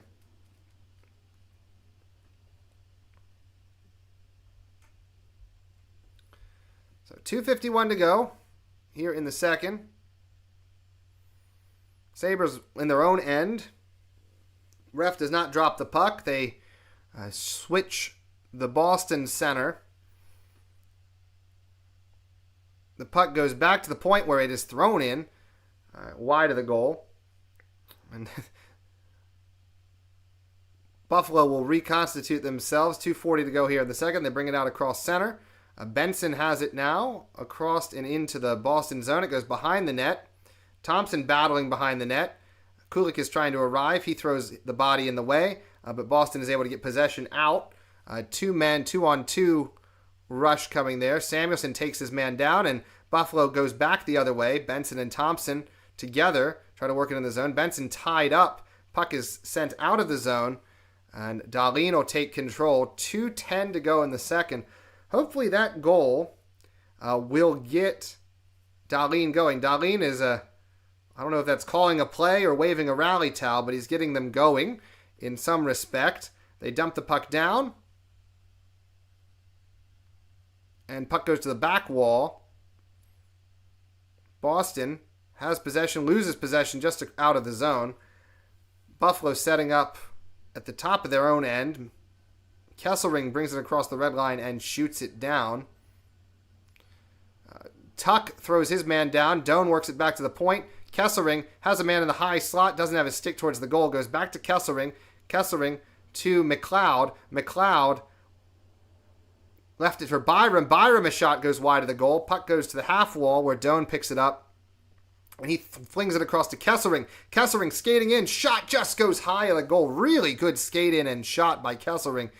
Probably his best chance since his return to the ice. 1:06 to go here in the second period. Buffalo pushing a little bit now for that equalizer before the period. Shot coming in from the circle. Zucker is held up by Lindholm behind the net, and puck is worked back to the point. Owen Power slap chance held by Korpisalo. Good shift there by Buffalo. They were able to generate a lot of pressure, a lot of chances. Shots are currently 28-11 in favor of Buffalo. Boston still in front 2-1. 50.1 seconds to go here in the second. Really like that Kesselring walk-in. Yeah, Mossy, that was really nice with that walk-in and shot. Yeah, and Josh, that was a bit of an elbow there behind the net. They can kind of do whatever they want on home ice, but yeah, we had that really nothing penalty that led to the Columbus equalizer the other night. That was really tough to deal with. Yeah, Gio, Defenniganov was one heck of a player. That guy could just scare people, put the fear of God into the other team, like with his speed and his skill. Zucker, chance in front, rebound, opportunity. Oh, it was sitting there in the crease. Nobody could get it into the goal. Chance of the game so far for the Sabres, who have got now their 30th shot of the night. Zucker sustains a check, but they lose the puck as they throw it forward. Boston coming back the other way with 25 seconds to go in the period. Chance comes in, save made, Lyon, rebound chance, they score.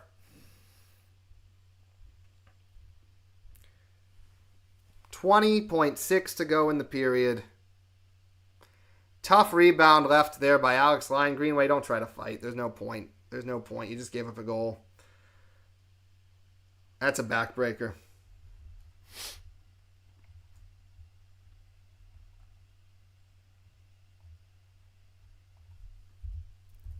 Shot, tough rebound for Lyon. Couldn't control the secondary chance, and Timmins didn't box out. Maybe that's not Timmins. Timmins didn't box out well enough in front of the net. So it's on two people there. It's on Lyon for not controlling the rebound well enough, and Timmins didn't box out his man in front of the net. If you want to get frustrated elsewhere, but that was tough. That was tough. Power maybe could have shut his man down going to the net as well. Just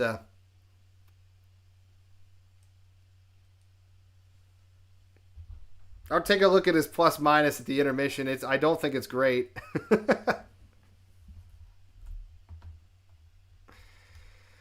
This is prototypical Sabres hockey right now.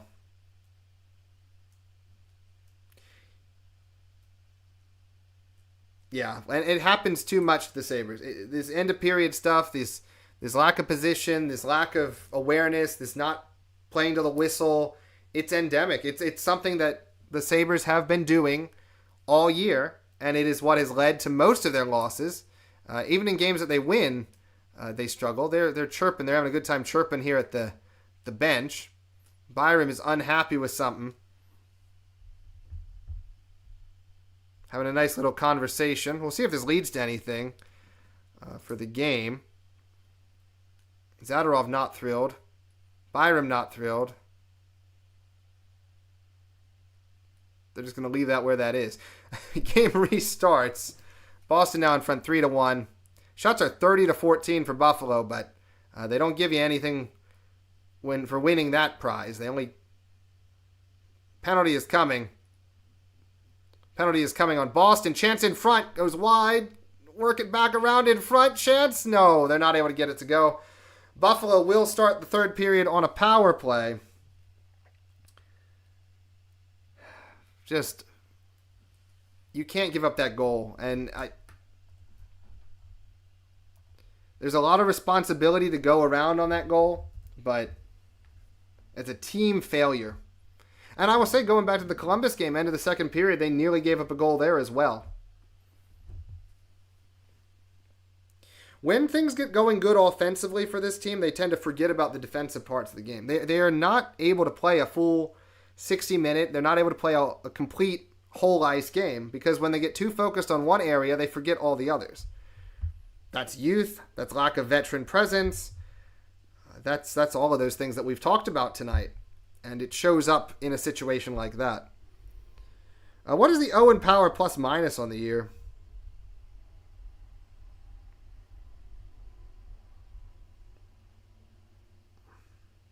Yeah, if his macro stats if his stats have not been updated, and I don't know if he was out there for other goals, he was at -5 coming into this one, and tonight he is -2, I believe. So that would put him maybe he's -1, so he'd be -6 right now. Would be Owen Power.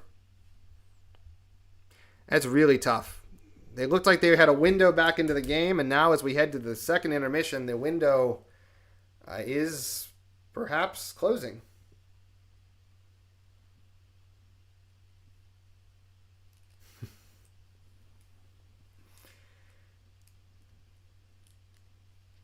Yeah, the frustration is understandable, right? The frustration exists, I think, in all of us. Since Pegula has become the owner of this team, there have been a lot of bad things that have happened. I think a lot of it just comes down to total lack of commitment to a vision. And just there's no knowledge. There's no knowledge of how to build a team in this organization.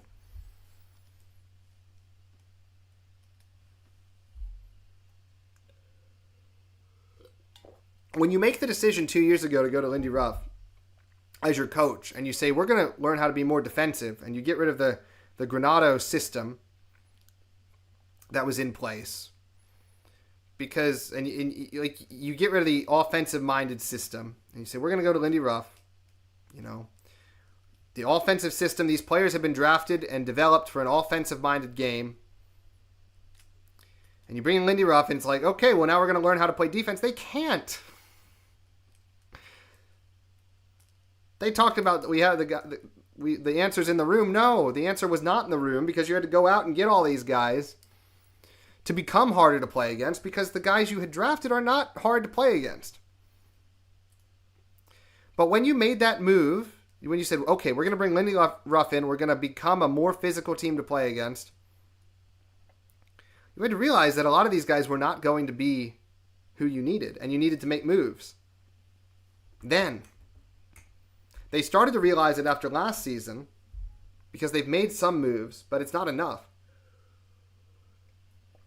My fear is that they make an effort to blow this whole thing up, including the coach, including the general manager, and then they try to go in a new offensive direction or a different direction than what they've been building this group for the last 2 years. That would be a disaster as well. You do that, you become like the Chicago Bears, who are never in sync with their decision making in the NFL. Right? They always, we have this quarterback, we have this coach, we have this GM, but they all have a different philosophy, and it just creates absolute chaos in the organization. The Sabres are there right now, because now you might have the GM and you might have the coach are in sync, maybe. I don't think they are. But the players are not in sync with what the coach wants to do. So it's just a mess.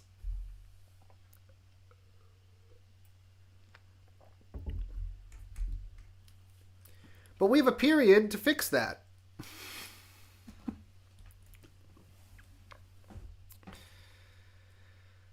And the sad thing is, we've seen this, and I've seen this in comments, I've seen this in other places, I've seen this all over. That stretch the Sabres had over that last week, where they came back and they had some life, the fan base is so ready to jump in and support this team. They're so ready to believe, even after 14, 15 years of this kind of prolonged torture. The fan base is still right there, ready to jump in and support. They just need some hope. This is the type of game that takes your hope away.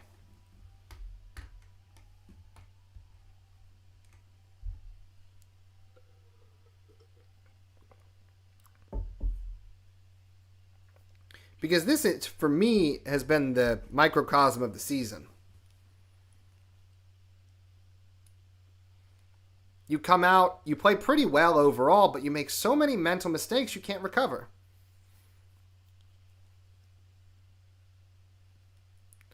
Be it a physical mistake or a mental mistake, you can't recover when you make all those mistakes.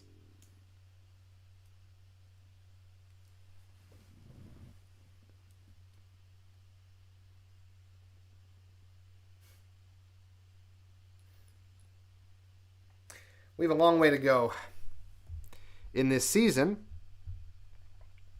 but you would have really liked to get points. More points than one from these two games against Columbus and Boston. Coming up for the Sabres, we have the Capitals on Sunday, coming into Buffalo. I will be having a stream of that game. We'll be doing another live reaction stream there, God willing, and everything goes okay. The next week is a Utah Mammoth coming to Buffalo, the St. Louis Blues coming to Buffalo, and then a trip to the Carolina Hurricanes to kick off a bit of a road trip for the Sabres. That Hurricanes game, the next Saturday, the 8th, we'll be doing another live reaction stream. But the games between the Mammoth and the Blues, we will not be able to do a stream, so apologies for that. The following week is the road trip. So at Carolina, at Utah, at Colorado, at Detroit, before coming home to face some of the West Coast teams in the Oilers, Flames, Blackhawks. It's not a very easy month of November. There's a lot of tough games, so you would have liked to get these two games, get some points out of them. But all this means is that the Sabres are going to have to play well against some tough competition. Now, the Blues are down bad right now. They're 3-6-1. Their minus 15 goal differential is the tied for the worst in the league with the Flames. But you have Utah, who is 8-3. Local, there you go. These guys don't have tiger blood in their veins. You can't pin stripes on a tiger. Local, every game you have something. You have something thought-provoking like that. I'm here for it.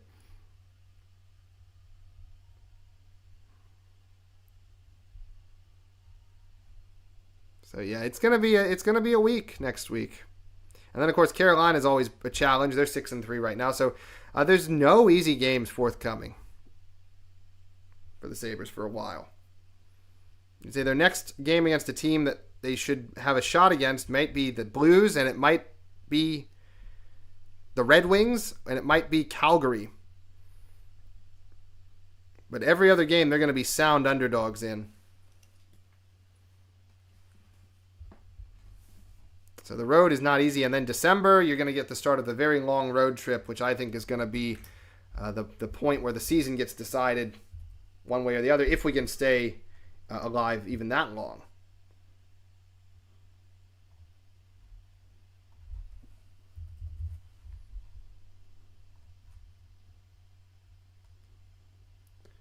But 2 goals could reverse that narrative a lot. Sabres can find a way to get 2 goals and then win this game. We'll have a completely different narrative to talk about, and that'll be how great it was that this team could fight back. And then we'll have a whole other conversation about how this team is different.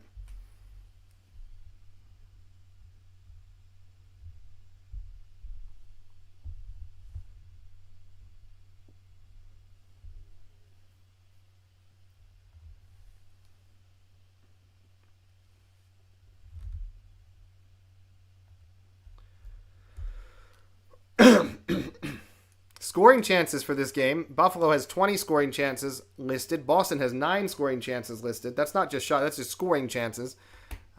Again, it's you got to find the back of the net when you have chances. Boston's done that.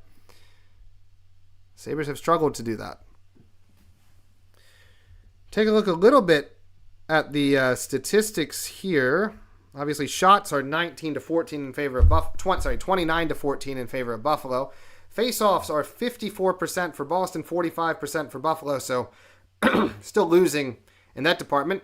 Hits are 20-6 in favor of the Sabres. Blocked shots, the Sabres have blocked 12. The Bruins have blocked 5. Giveaways are 15-14, so that's even in favor of Buffalo. Takeaways are 3-3. The only area where the Sabres are not winning this game is where it matters. And again, that comes down to you just make too many mistakes.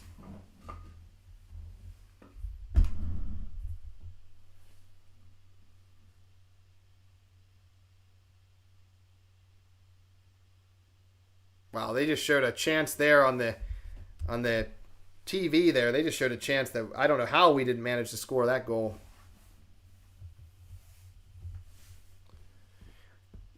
Got to finish some of these chances. They will get their chances in the third. They just got to finish them. So you put your hat on. You get a goal in the first 10 minutes. You get a goal in the second 10 minutes. And you find a way to win this thing in overtime. Or you just find a way to win this thing in regulation with 3 goals. Let's think super positive. Boston 1 for 3 on the power play with 2 shots. That's just tough to see.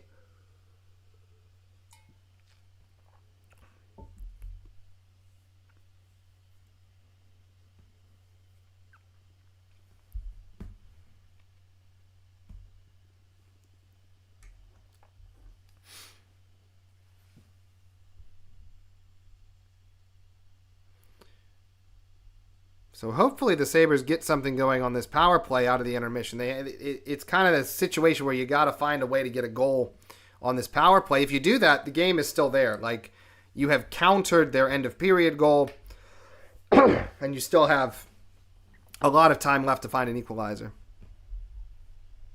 But a bad power play here, you're going to be chasing the whole rest of the game. So we're going to get a big moment right out of the gate.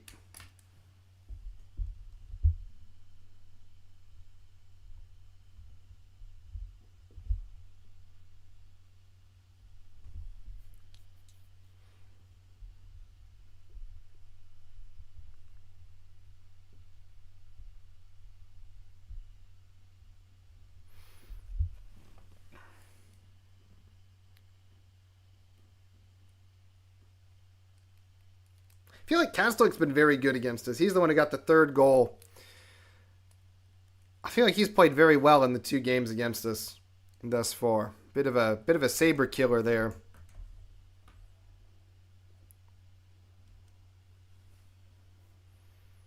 Kind of wonder what it's going to take to get this team fixed. We've talked a lot about that in here tonight. We've talked about maybe getting some veteran. You need to get some veteran talent in here. You need to get rid of some of the higher end guys who maybe can't play the system the way it needs to be played. I think one of the biggest issues is there's just so many things that we could address to make this team better. It's almost tough to know where to start.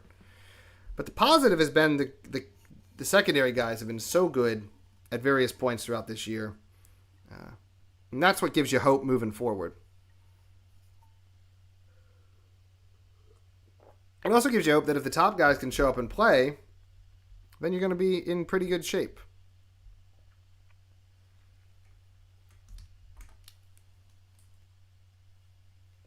So, yeah, I know it's pretty down in here right now, but we gotta maintain the energy, maintain the hope, and figure out a way we're going to get back into this game. Because it's the hope that kills you, but you also got to live in hope a little bit. Or the whole experience just gets to be too depressing. Every day's a new day. Every period's a new period. You never know what the future holds. But looking at these numbers, it's just like, wow, we have dominated this game. We just cannot find goals.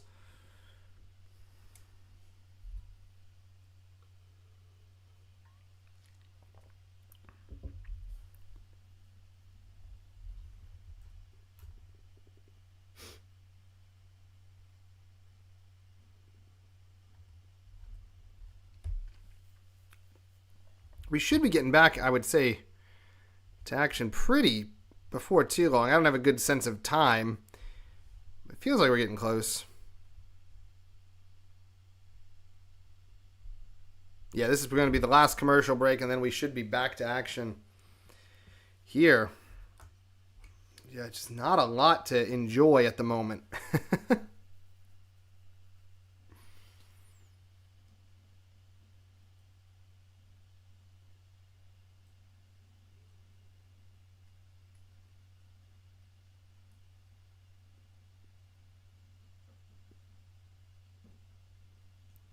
It's really tough to pinpoint a player or a guy on this team who has been, great tonight. I think Greenway has come back and acquitted himself pretty well. He's been a nice physical presence in the lineup. I think he's still getting back up to game speed. Kesselring is looking a bit better period by period. He seems to be getting more involved. Still looks a bit slow, but I think gradually he's getting acclimatized. Beck Mallenstein has 5 hits, but Beck Mallenstein also has 4 giveaways tonight. Not what you want. The giveaways, I would say, have been a bit of an issue. Zucker has 6 shots tonight, also 2 giveaways. But the 6 shots, that's a high number for Zucker. He usually doesn't shoot with that kind of frequency. Thompson, 6 shots. Dahlin, 6 shots. Dahlin, 2 giveaways. Thompson, a missed shot and a hit. Thompson usually shoots more and ends up getting blocked more.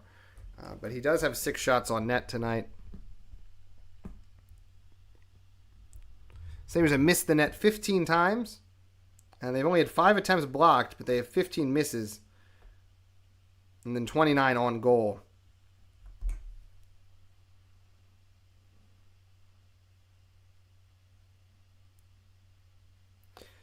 So hopefully there's some more in this game for the Sabres. Hopefully they figure out a way here in this third period to get it back. And hopefully we get something to cheer about by the end of the night. It'd be a nice reversal. We're always the team winning in the third period that loses. It'd be nice to get a reversal and be the team who is winning for a change after trailing in the third period. But it's going to require 2 goals for that to happen.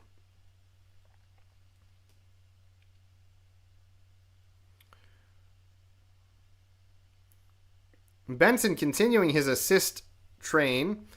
He picks up another assist. Still does not have a goal. He's going to make a living on assists only, it seems, this year. And that's okay. That's okay. I mean, you need a guy who can get the puck to people who can score. I just cannot accept. That was a tough goal for Lyon. That was a tough goal for Power. That was a tough goal for Timmins. Just cannot give that goal up. Soft goal, team soft goal there.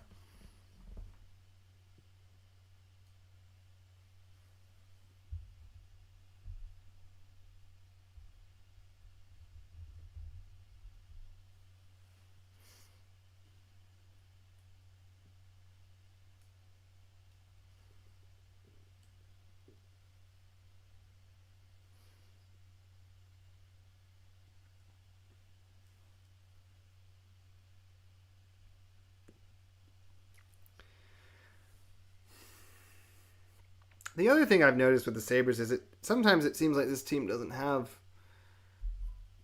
Well, no, it's not. It's something that's obvious. They don't have identity. Are they a skill team? Are they a physical team? They don't even know what they want to be half the time.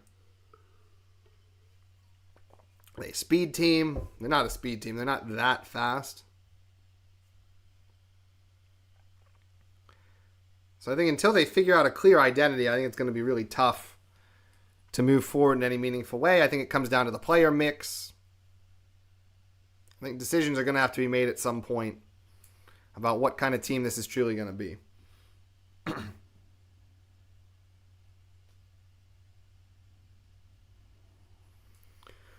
There's been a lot of jawing in this one. I feel like if the Bruins get another goal here, this thing could explode in a different way. Could become a bit of a parade to the penalty box as if the frustrations boil over. But we are back underway. Third period has started. Sabres are on the power play, searching for 2 goals to get this thing back even and give themselves a chance to keep their point streak intact. So Zucker down low. Thompson, it goes through. The Bruins stick is broken. And Dahlin, they work it down. Doan cannot handle the puck in the circle, and the recently replaced stick is able to get it out of the zone.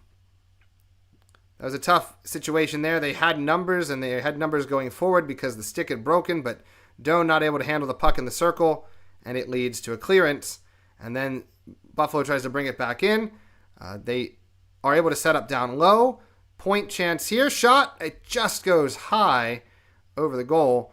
Benson picks it up in the corner. Dahlin sticks it forward to Benson. Benson pass was a little in front of the man in the high slot.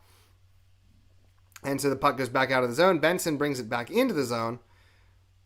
Thompson, pass down low, tries to work around the net through the debris. Dahlin, quick shot from Thompson at the point is gloved by Korpisalo. And that'll be a stoppage. 18:42 to go in the game. 43 seconds to go on the power play.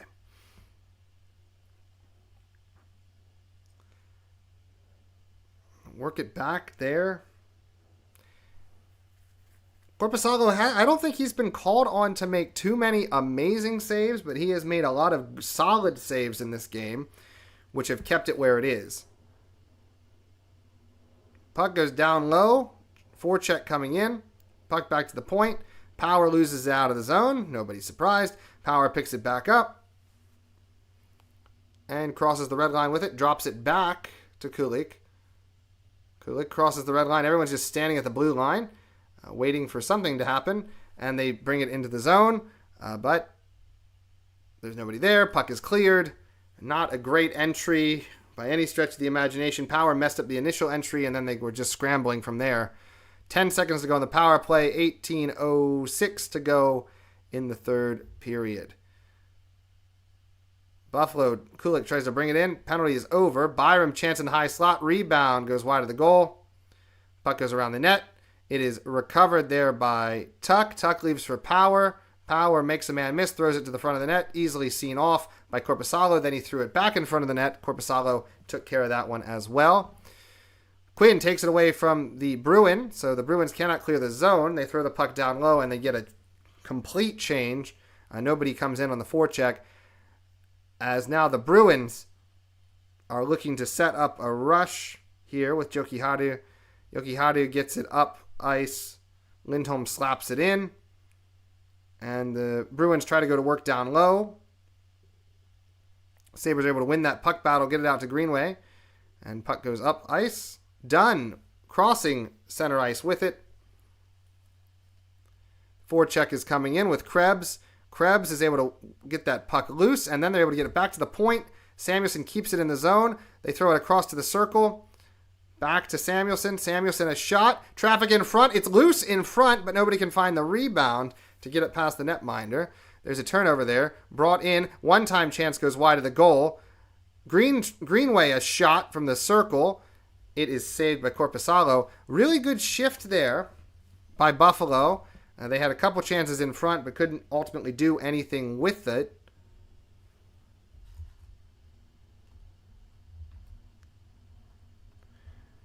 And now they bring it up the ice, 16:24 to go in the third period. Puck down behind the net, and it's going to be icing. Puck will go back into the Boston zone, or in the Buffalo zone, 16:22 to go. Boston still in front, 3-1.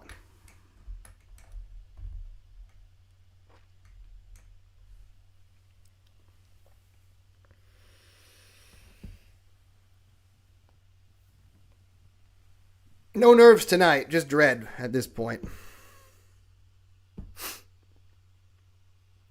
They're gonna toss. Are they gonna toss McLeod? No, they're just gonna do it again. So draw coming, Middlestat, McLeod. Puck is dropped, won by the Bruins. Back to the point. They're really content just to work the puck around the zone. They're not trying to generate too much. Chance in front comes here. Puck is deflected up by Byram, and that is the only place it went. So Kesselring ties his man up behind the net. Goes back to the point. Shot comes in. Deflected wide of the goal. And here come the Sabres as Kesselring tries to get it out to center. And they lose the puck there. Bruins take it up in the Buffalo zone. Arvidsson trying to walk around the zone with it. Leaves it for Jokiharju. Jokiharju chance in front off of Lyon. And the Sabres try to work it out of the zone. Doan trying to be in on the forecheck. Cannot get there. Jokiharju throws it up. Doan able to keep it in. It did not exit the zone. Thompson waiting. Leaves it to Timmins. Shot from Timmins. Glove down by Korpisalo. No rebound. And it is now 15:26 to go. Sabres down 3-1. Boy, you go back to the vibe last game in the third period. Alex Lyon made a great glove save. Sabres were in front 3-2. They were playing really good hockey. They weren't letting Columbus get much as far as chances. And then you flash forward basically a game. And there is a much more negative atmosphere around the team. Mossy, we have 34 shots right now. Bruins have 15. 15:19 to go. Lyon around to Timmins. Puck is taken away by the Bruins. The Bruins working it around the offensive zone. Puck is thrown back to the wall and out of the zone. Kind of wave off any possibility of icing, as that, I believe, was off a Bruin. Bruins working it up here with Peak. And the puck is tied up. Samuelsson takes it behind the net. And it is worked out here. Dahlin. They throw the puck up. Sabres try to work it in. Zucker down low. Opportunity. Maybe. They get the forecheck going here. Krebs. And they ultimately lose it out of the zone. They brought reinforcements, but then the puck disappeared. Now a 2-on-1 developing for Boston. Pass in front. Save is made. No goal given up there, but the Bruins retain possession in the offensive zone. Sharp angle chance went off Krebs' stick and out of play in the Buffalo zone. 14:19 to go in the third. Boston in front 3-1. Shots 34-15 in favor of the Sabres. Corrali threw it in front. And I think that was maybe Esimont in front. Yep. No, that was not Esimont. That was someone else in front. Couldn't handle it. Janot couldn't handle it in front. Biggest issue in this game is a really tough one. This is going to be a tough one to diagnose. I would say mental mistakes and not finishing plays.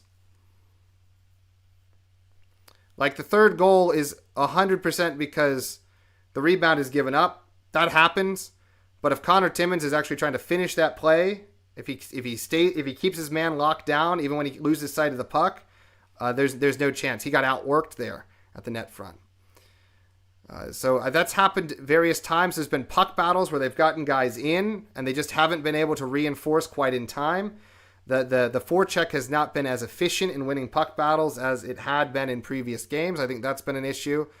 And then they've had a couple chances to score and they haven't finished those. So just attention to detail, not finishing plays, I would say, is the biggest difference in games like this. These are frustrating games because as a whole, the team has played well, but it's those small aspects, those small moments where you lose games like this, where you lose games at this level. I mean, you have to be good all the time in every respect. We get a break here, 13-16 to go in the third, 3-1, Boston in front. Oh, without a doubt, local. This is not an easy one to turn around.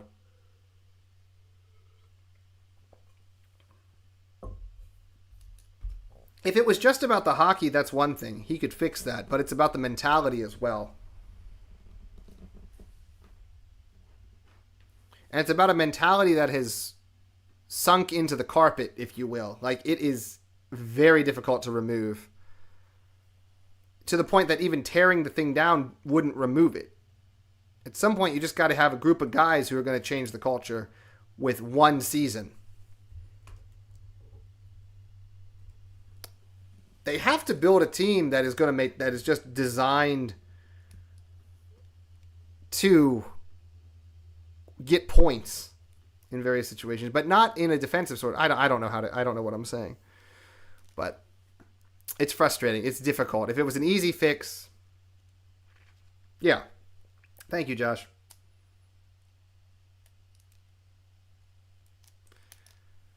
Even Tage Thompson, when he does show up, it's in bunches. He'll have the 2-goal game, the 3-goal game, the 4-goal game, and then he'll have 5 games where he doesn't score.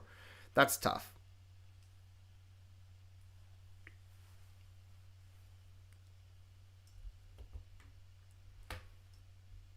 I believe they have enough secondary scoring now that if you got a couple high-end guys, like actual consistent top-end guys who would give the effort every shift, then you'd be in good shape. But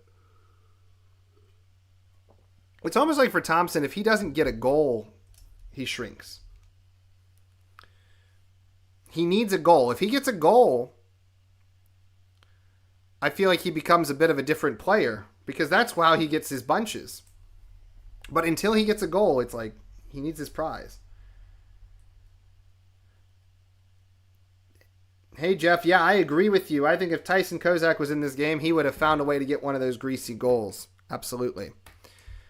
Kozak is someone I think that they're going to be able to play as a physical grinder presence across the board, everywhere. Chance in front, they score! Alex Tuck deflects it. Not Alex Tuck. Josh Doan deflects it in front. Power got a shot. It got deflected up in the air, and then Doan swiped it out of the sky, and the Sabres are back within 1. From a place of disappointment to a place of hope, go the Sabres. Tuck took the shot. The rebound went off Korpisalo. It was batted down. Wait, was that It was not Owen Power. Sorry, it had nothing to do with it. I totally got the call wrong. I'm sorry. Tuck took the... Was that Power? I don't know. Someone took the shot. It got batted down by Doan out of the air with his glove, and then he put it in the back of the net. That was a great play by Doan. Yeah, not Owen Power. It was Tuck with the shot. Doan brought it down with his glove and then put it in the back of the net. An ugly goal in a lot of respects, but you'll take it. And we have a game. Again. 3-2. I feel like every time I take my eyes off for a second, that's when the Sabres find a way to score. Maybe I have to just turn the feed off. It would not be a very exciting stream in that way, but it might help the Sabres out. Yeah, Doan is something special. He has the pedigree, he has the genes, and I think he's going to have the leadership when it's all said and done. I think he's a franchise player potentially, and I think you got to do what you can to make sure he's here. You surround him with other guys who can change this culture. I think you have something building here. But right now, after that goal, the Sabres have kind of gone into a bit of a shell as Boston's able to get almost a straight minute of zone time. They currently have the puck at center ice with 11:57 to go in the third, and there's a fight. Peyton Krebs fighting with Esamont. Krebs takes him down. It wasn't much of a fight, but a little bit of a fight. Finally, the frustration boils over to the point where we get a bit of a battle. So good job there, Peyton Krebs. Getting his nose in there, battling Esamont, and it is a game again. There's life back for the Sabres. 3-2 the score in favor of Boston. 11:57 to go. Shots are 37-16 in favor of Buffalo. Yeah, you can see what happened there. They did not like the takedown on, I believe that was Pasternak got taken down, and that is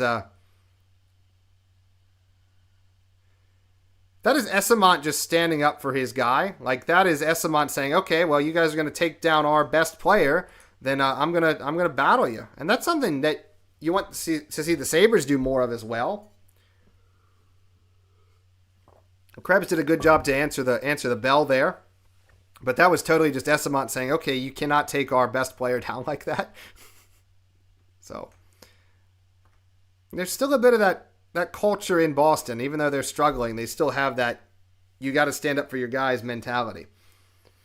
All right, we got 11:47 to tie this game and change the narrative that we've really been having in here all night. So Boston has it down low. They try to work it around the zone a little bit. It's tied up, and now it's broken free by the Sabres behind the net.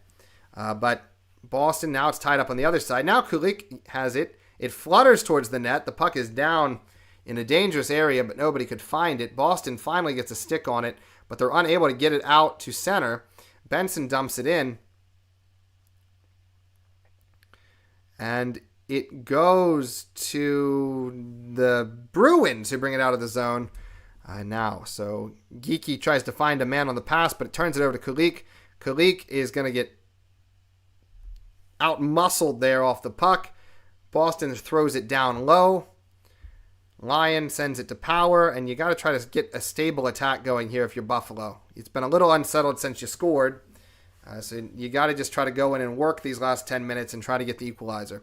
Puck is tied up in the half wall. Power and Doan battling away. Bruins win it free, and they throw it up the ice. Timmins is there, and they're going to call a stoppage. Maybe it crossed over into the zone. 10:31 to go here in the third. Boston in front 3-2.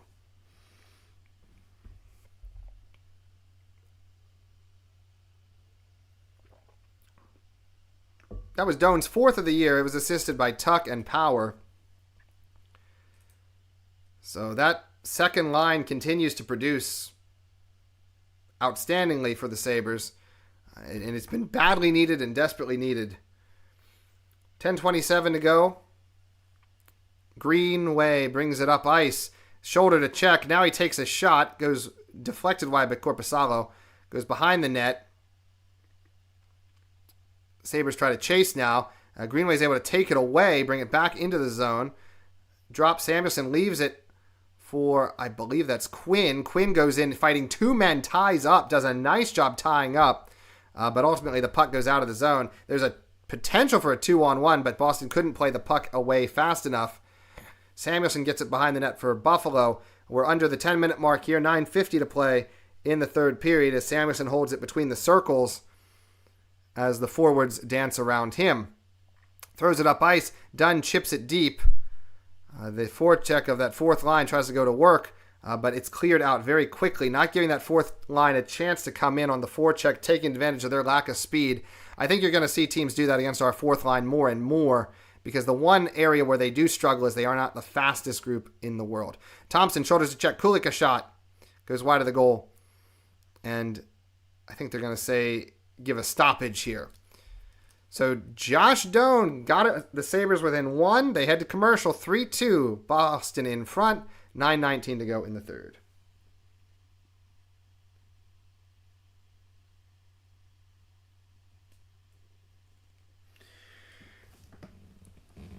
Yeah, I agree that Krebs should not be the one in there to be beating up their star, but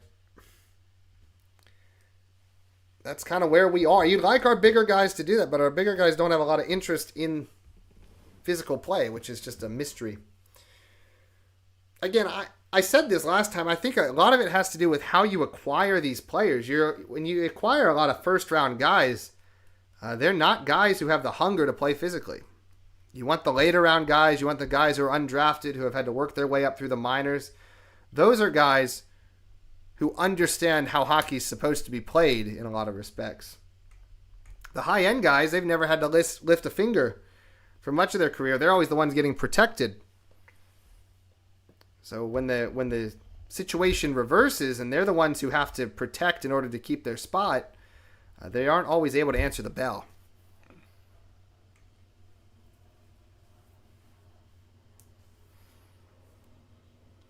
But I think Krebs acquitted himself very well, I think, in that conflict. But yeah, you'd like your bigger guys to come in there. And also less risk of injury if your bigger guys are in there.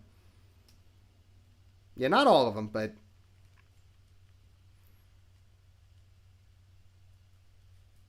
well, you need those high round picks. They're skilled. They love hockey. They're of course good players, but the path is really important.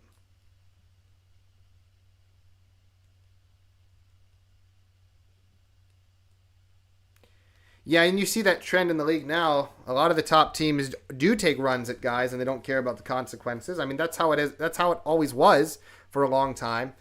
Again, I think the game, really, the 2010s, the game softened up quite a bit, and I think it's going back now. But some teams have not moved with that change. The Sabres are, I think, one of the teams that have not culturally shifted with the way the rest of the league, the way the top teams have shifted in terms of, yeah, and we're going to take runs at guys now. We're doing a little bit of throwback stuff. You don't want to say the game got soft in the 2010s, but I think the game did get a little softer and more skill focused there. Doan with a shot that actually handcuffed Korpisalo a little bit, ultimately able to cover. 9 minutes to play in the third. Shots are 39-17 in favor of Buffalo. Score is 3-2 in favor of Boston. God, you feel like that equalizer could be coming if they can just sustain some pressure. You know, they have to have Boston worn down by this point, to the point where you can start to generate what you want.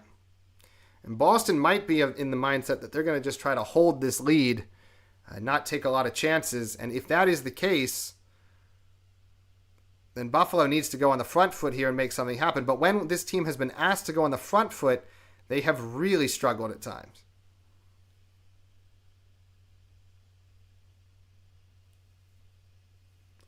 That's very true. Yeah, you need guys like that. You need guys like that. Is there anybody on this Sabres team right now who puts fear into anybody? Maybe Owen Power puts fear into us as a 2-on-1 opportunity is stopped by Lyon. Power was the last man back, so get some flashbacks there. But he did a, I guess, not a horrible job of letting Lyon take the man.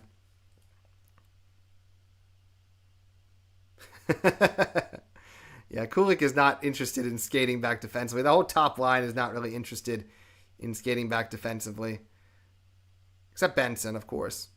Benson doesn't get thrown in when I talk about the top line forwards. I do talk about that group a lot in a negative way. I don't really throw Benson into that mix because he's a different guy. He's different DNA than the rest of them. Play is bogged down here at center ice. 7:48 to go in the third. Buffalo needs an equalizer, but to do that, they're going to need to establish themselves a little bit in the zone. Samuelson's shot deflected down behind the net. Greenway was in front, making his presence known. And he's doing a pretty good job there at getting the stick on Bruin. Good forecheck there as the puck is eventually sent out of the zone. Gotta say, they're calling the icing. They wave it off. They say Samuelson could have gotten there. I don't disagree. And so Buffalo's going to have to work it out and make a play happen. Byram in possession of the puck now. As Samuelson goes off. Byram works it into the zone. Tuck ties it up on the half wall. They get it back to the point. Kesselring to Byram. Byram Gets his pocket picked, but Kesselring's able to recover. They keep it in the zone. Kesselring shot, rebound in front. Really good rebound chance. And they can't get a stick on it. That was a really nice opportunity. Sabres nearly had the equalizer, but they just could not find the puck. Goalie was down.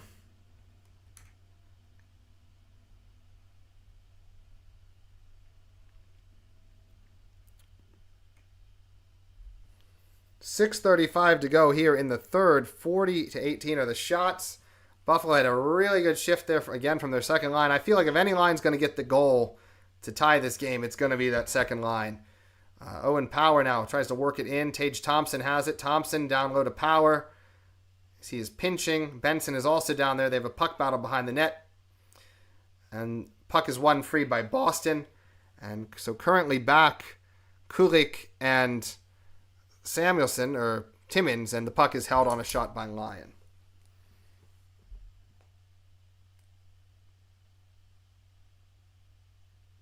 Yeah, I would agree, John. I think the speed focus is there. You need speed, but you also need meat. And I think a lot of the meat has gotten taken out of the game. And Josh, yeah, can the Sabres be the team to tie it up and win in overtime? I hope so. That'd be really nice. And yeah, they're picking our pockets because the guys who are getting position on the forecheck are not great at holding the puck. Power is not a guy you want lugging it across center ice because you need some physicality to avoid getting your pocket picked. You need to be able to shield the puck, and guys don't do that. Yeah, I knew it when I said it was down low to Power. I was like, oh, that's tough. But Benson was in there too, but yeah, there's no way they're going to win that puck battle. Shots 11-4 in this period, 40-18 overall. 6:01 left for the Sabres to find an equalizer.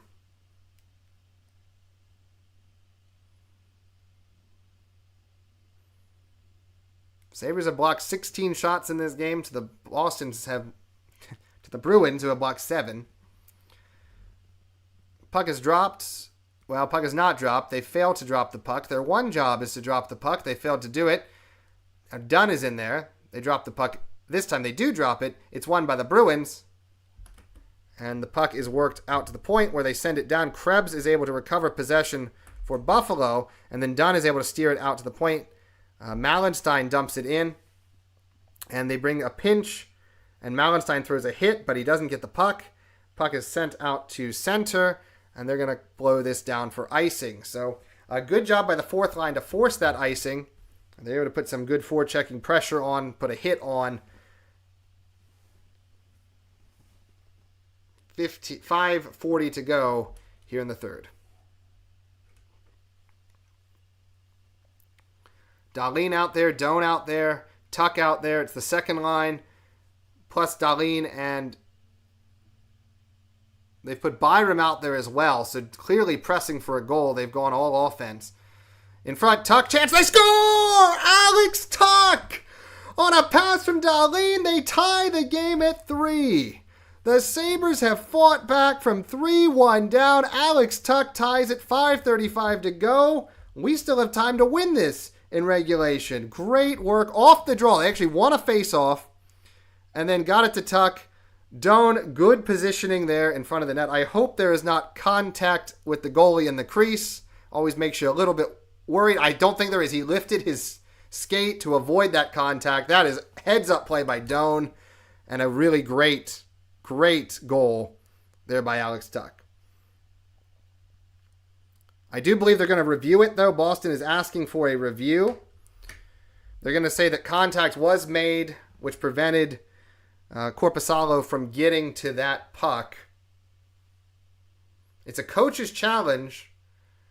It is not an official review. It is a coach's challenge. So we're going to have to take a look at this. Doan is checking Jokiharju. They're tied up. Jokiharju runs into Korpisalo.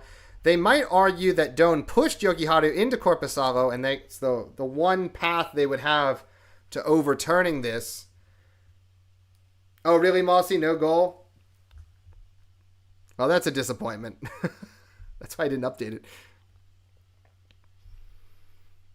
Have you seen it, or do you know? Yeah, he's in midair.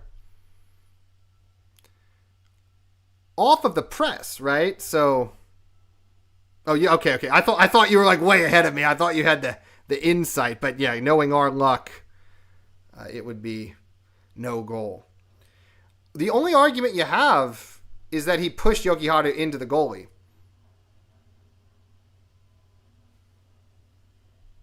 They're taking a long time to look at it.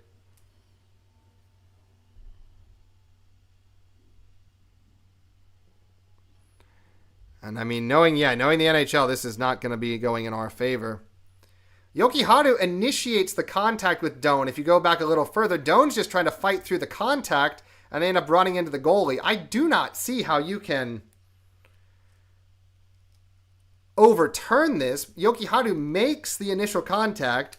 Doan's just trying to fight through the check. They end up bouncing into the goalie. Doan disengages and jumps before the shot comes in. It's taking way too long, though.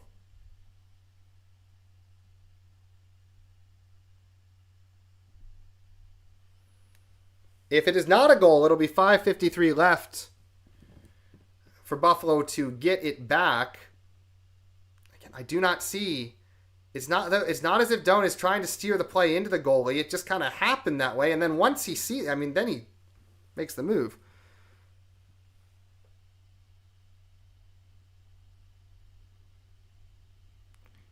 It is a good goal. Buffalo goal. There we go.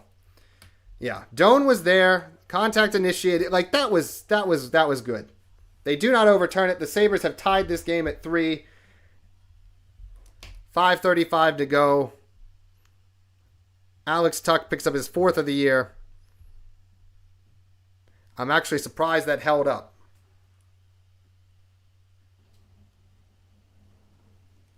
So the Sabres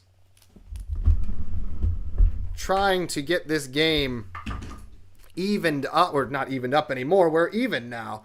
Trying to get a lead in this game. 5:53 to play here in the third period. Puck is dropped, and don't forget the power play for the failed coaches challenge. The Sabres now have an opportunity not just to have tied this game, but they have a real opportunity to take the lead in this game. And what a moment that would be for this team. But turning it over right there, not what you want to see. Bruins come in on the rush. Zucker's able to stick it to the half wall. Dahlin escorts it out. And the Sabres have to repossess themselves a little bit here. Yeah, I agree with you, Josh. I can see with the NHL trying to take it to us a little bit there. But yeah, I don't think there was any way you could argue that was not a good goal. Just looking at the replays and everything, it was self-inflicted by the Bruins. Don't engage when you're gonna. Well, that's unfortunate. They showed the stick break there on Thompson as he was trying to bring it into the zone or dump it into the zone. I'm sure it has something to do with the how much flex he puts into it versus how he shoots it versus the type of stick he uses. It's not a coincidence in all likelihood. 5 minutes even to play. 1:26 to go in the power play. Sabres are out shooting Boston 40-19. They have battled back in this game after going down 3-1. They're 1 for 4 in the power play with 11 shots. They need to get some shots here. They've almost wasted a minute of the power play here. Zucker has it at the point. Goes down low off Benson's stick and goes into the corner. That was a bit of an unfortunate hop that it took off his stick. Boston engaging really hard in the corner, not letting the Sabres win it cleanly. And then Thompson back, kind of a give-and-go chance. Zucker down low, chance in front, rebound is there. Dahlin back. Oh, don't try that sharp angle chance. It wasn't there at all. They tried a sharp angle chance to Thompson. He couldn't even field the puck, then got taken down. And then chance in the circle for Doan, but he didn't have his stick ready. And then Benson just lets it come out of the zone. It was hopping on him. He could never settle it down. 4 minutes to play. 26 seconds to go on the power play. Dahlin brings it in, and it gets deflected up and out of play. 3:56 to go here in the third period. 21 seconds to go on the power play. No shots on this power play for Buffalo. That's kind of the point that is frustrating. You got to find a way to get the puck to the net.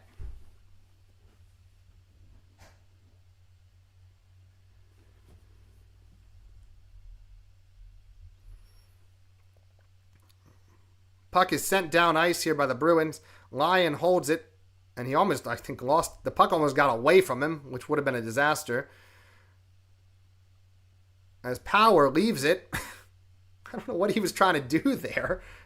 Kulik has it. They're just dancing at center ice now as the power play expires. They take it back in their own zone. Yeah, everyone's looking for it. He needs to reinvent himself on the power play if it's going to work.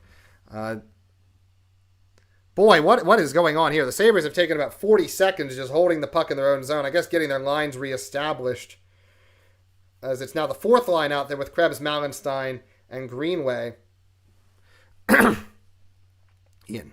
Puck is dumped down behind the net. Lyon is there. Samuelsson is there. They all run into each other, but they get the puck to Timmins. Timmins gets it up ice to Greenway. Greenway throws it across the red line deep.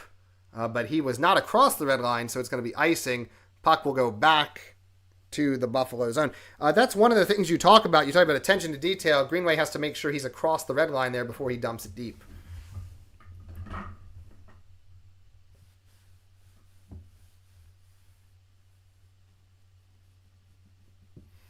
.255 to play.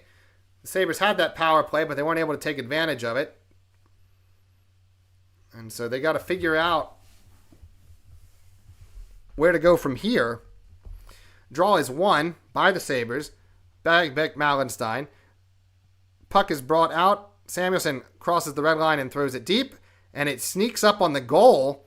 And so that actually a favorable bounce as Mallenstein's able to take it behind the net. Gets it to McLeod. McLeod leaves it for Byram. Bowen Byram skates it in, turns back. Now leaves it for McLeod, who gets a shot away. It goes around. Kesselring doesn't pinch because he didn't have numbers. And so puck goes down into the zone.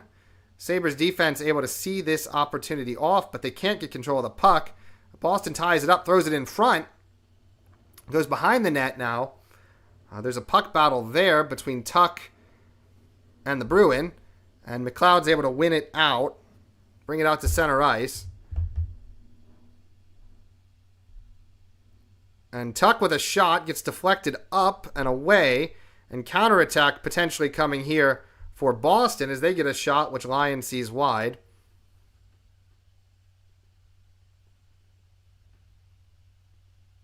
Yeah, Gerald, I agree as well. They do not move on the power play. They don't rotate properly on the power play. It's something I've noticed as well.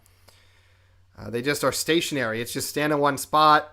If they do any kind of rotation, it's always at the point. They might play a little game with two guys shifting position.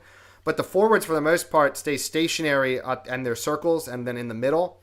They might call a guy back occasionally and shift, but it's never a dynamic shift. It's always just one position for another. It's always just a swap.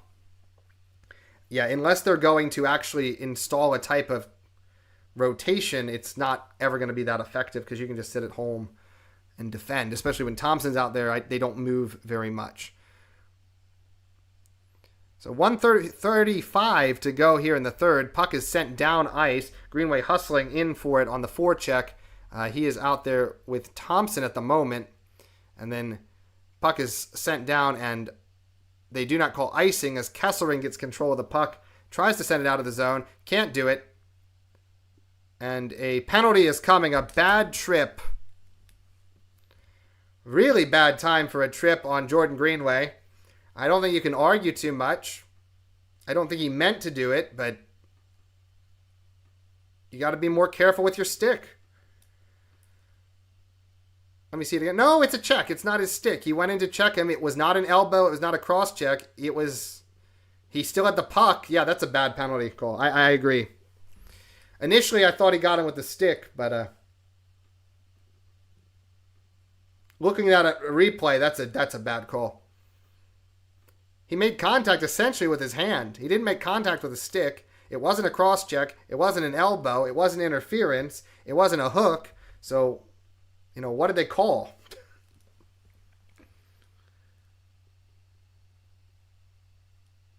Yeah, exactly. You gotta rotate their positions, right?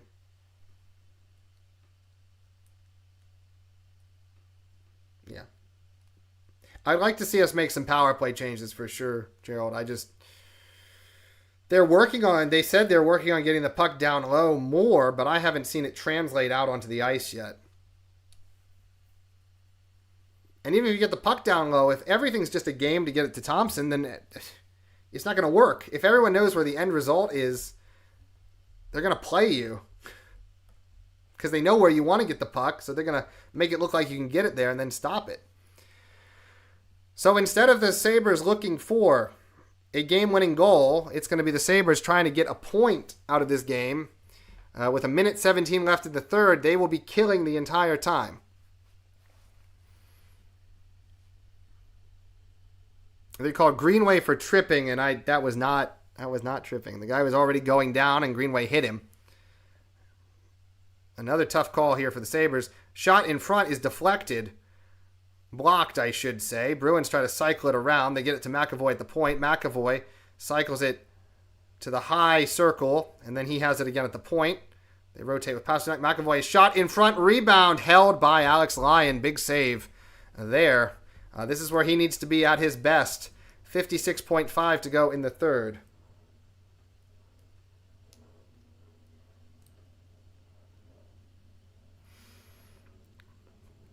Just missed that deflection. There was a chance for a deflection in front. Samuelsson, there were two guys there. Samuelsson didn't really take either one of them. Arvidsson had a good chance, but he wasn't quite able to hold it. So, here comes Boston. They fumble the puck, but they're able to recover it as McAvoy at the point. McAvoy has it again at the point. He's looking for a passing opportunity. And it is held at the circle. Boston's not really in a hurry here, and why should they be? They just need really one grade A chance to put this thing away. And then Samuelsson, now they work it around Pasternak, the opposite side. And they're trying to cycle it, but it's a little bit tough for them to cycle it. Now it goes behind the net, and it is held there by Zacha. Zacha behind the net to Arvidsson. They are cycling it now. McAvoy has it at the point. To the circle, shot is blocked. Shot again down low is stopped by Lyon. 10 seconds on the clock remaining. Timmins sticks it. Tuck is able to clear the zone all the way down the ice. It is held by Korpisalo. And the Buffalo Sabres, for the third game in a row, will go to overtime. They will have 11 points through 11 games at the very least. They will have to kill off a penalty here at the start of overtime in order to get this opportunity for a win. I don't know if I can take another overtime loss.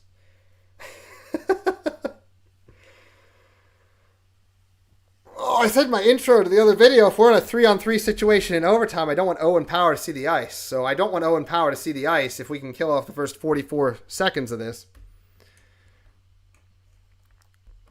If we have an overtime loss here and then we have an overtime loss against the Capitals, I might just stop. I might just stop the live streaming entirely because clearly I'm the problem at that point.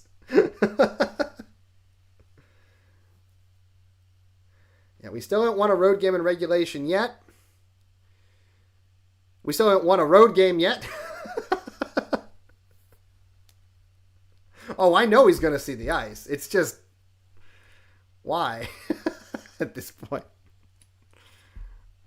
I said this. You don't want to put these guys out there in low leverage situations. It's not good for them.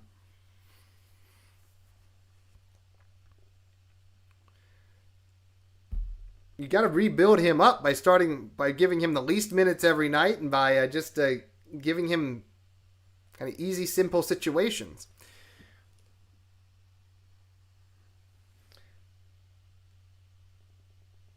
Hey, LeBobit, thank you for coming in here today.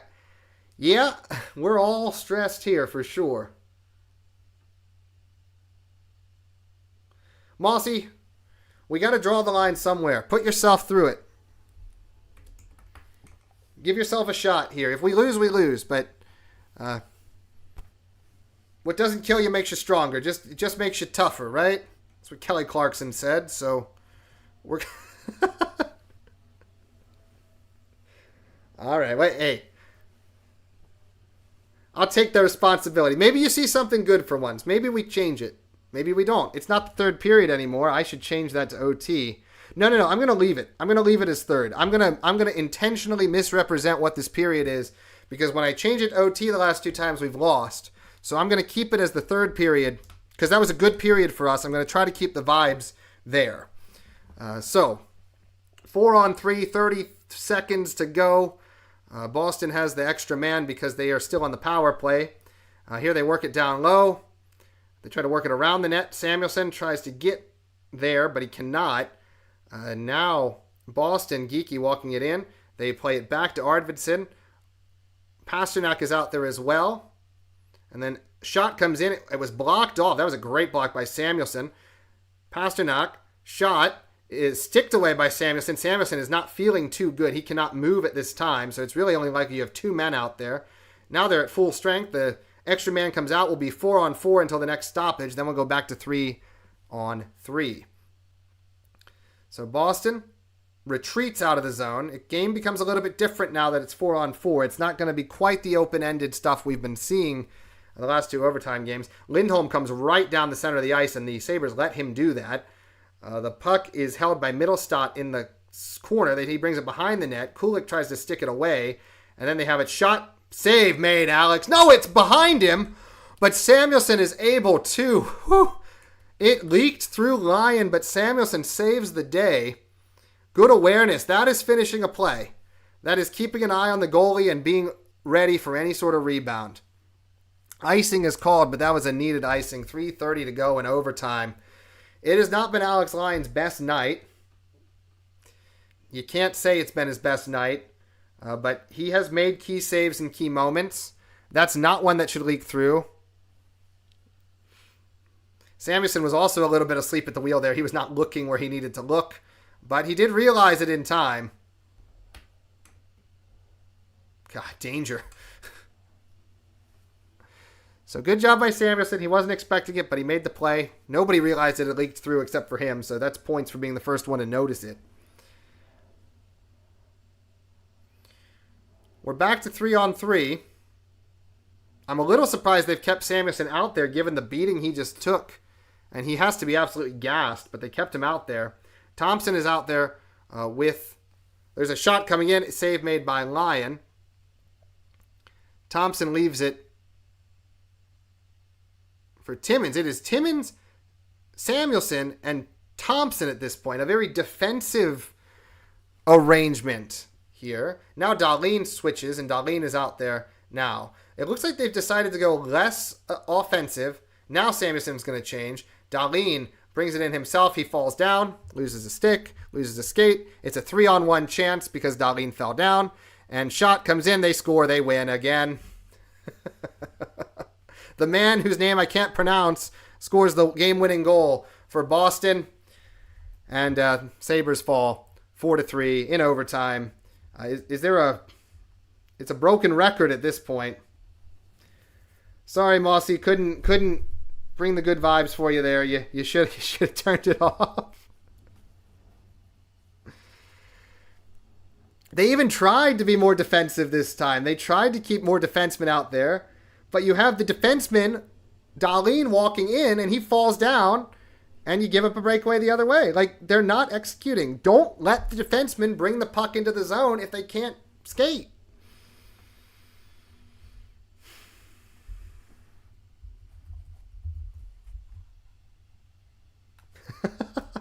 Might join your friend in the psych ward. They're going to have to make room for all of us if this continues.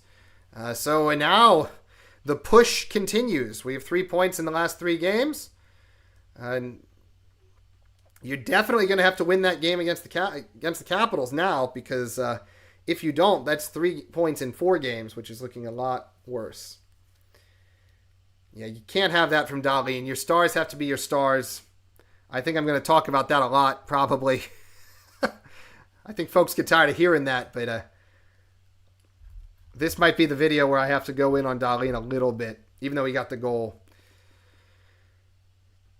In any event, yeah, we did not win the lottery when it came to the first round picks. It's because he doesn't want to skate back. He doesn't want to skate back. It's much easier to use. He wants to always cheat so he can go the other way offensively. If you're going to use your body, you have to actually skate back and use your body. He wants to use his stick because the stick means he can pivot and go around the other way. Thompson's only concern is offense, really, because that's how he thinks he's going to get onto the Olympic team. And then for Dahlin, he's just trying too hard. And it's getting worse, not better.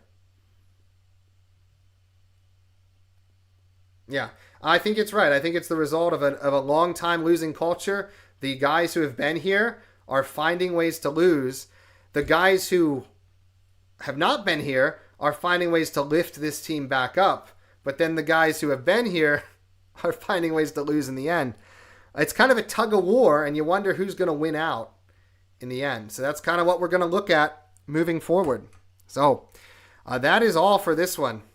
I really, really appreciate everyone coming in. I know there was a bit of uncertainty about this one, but thank you for joining tonight. We had a fun game. It was an entertaining game. The Sabres looked like the better team for most of the game, but they put themselves in a hole with mistakes, and ultimately they lost because of mistakes. And I'm going to be sounding like a broken record in my recap, but that's where we are. So thank you guys so much. It was a lot of fun. We will be back Saturday, hopefully, as the Sabres take on the Washington Capitals. And a lot of my former friends, my former Hershey Bears folks are going to be there. So we'll have a lot of fun with that one. So thank you all so much. We will see you Saturday. Please keep an eye out for the recap video. If everything goes well, it will be out sometime tomorrow. So please look for it then. So thank you all so much for supporting the stream, for supporting the channel. We'll see you next time. Love y'all. As always, go Sabres. Bye-bye.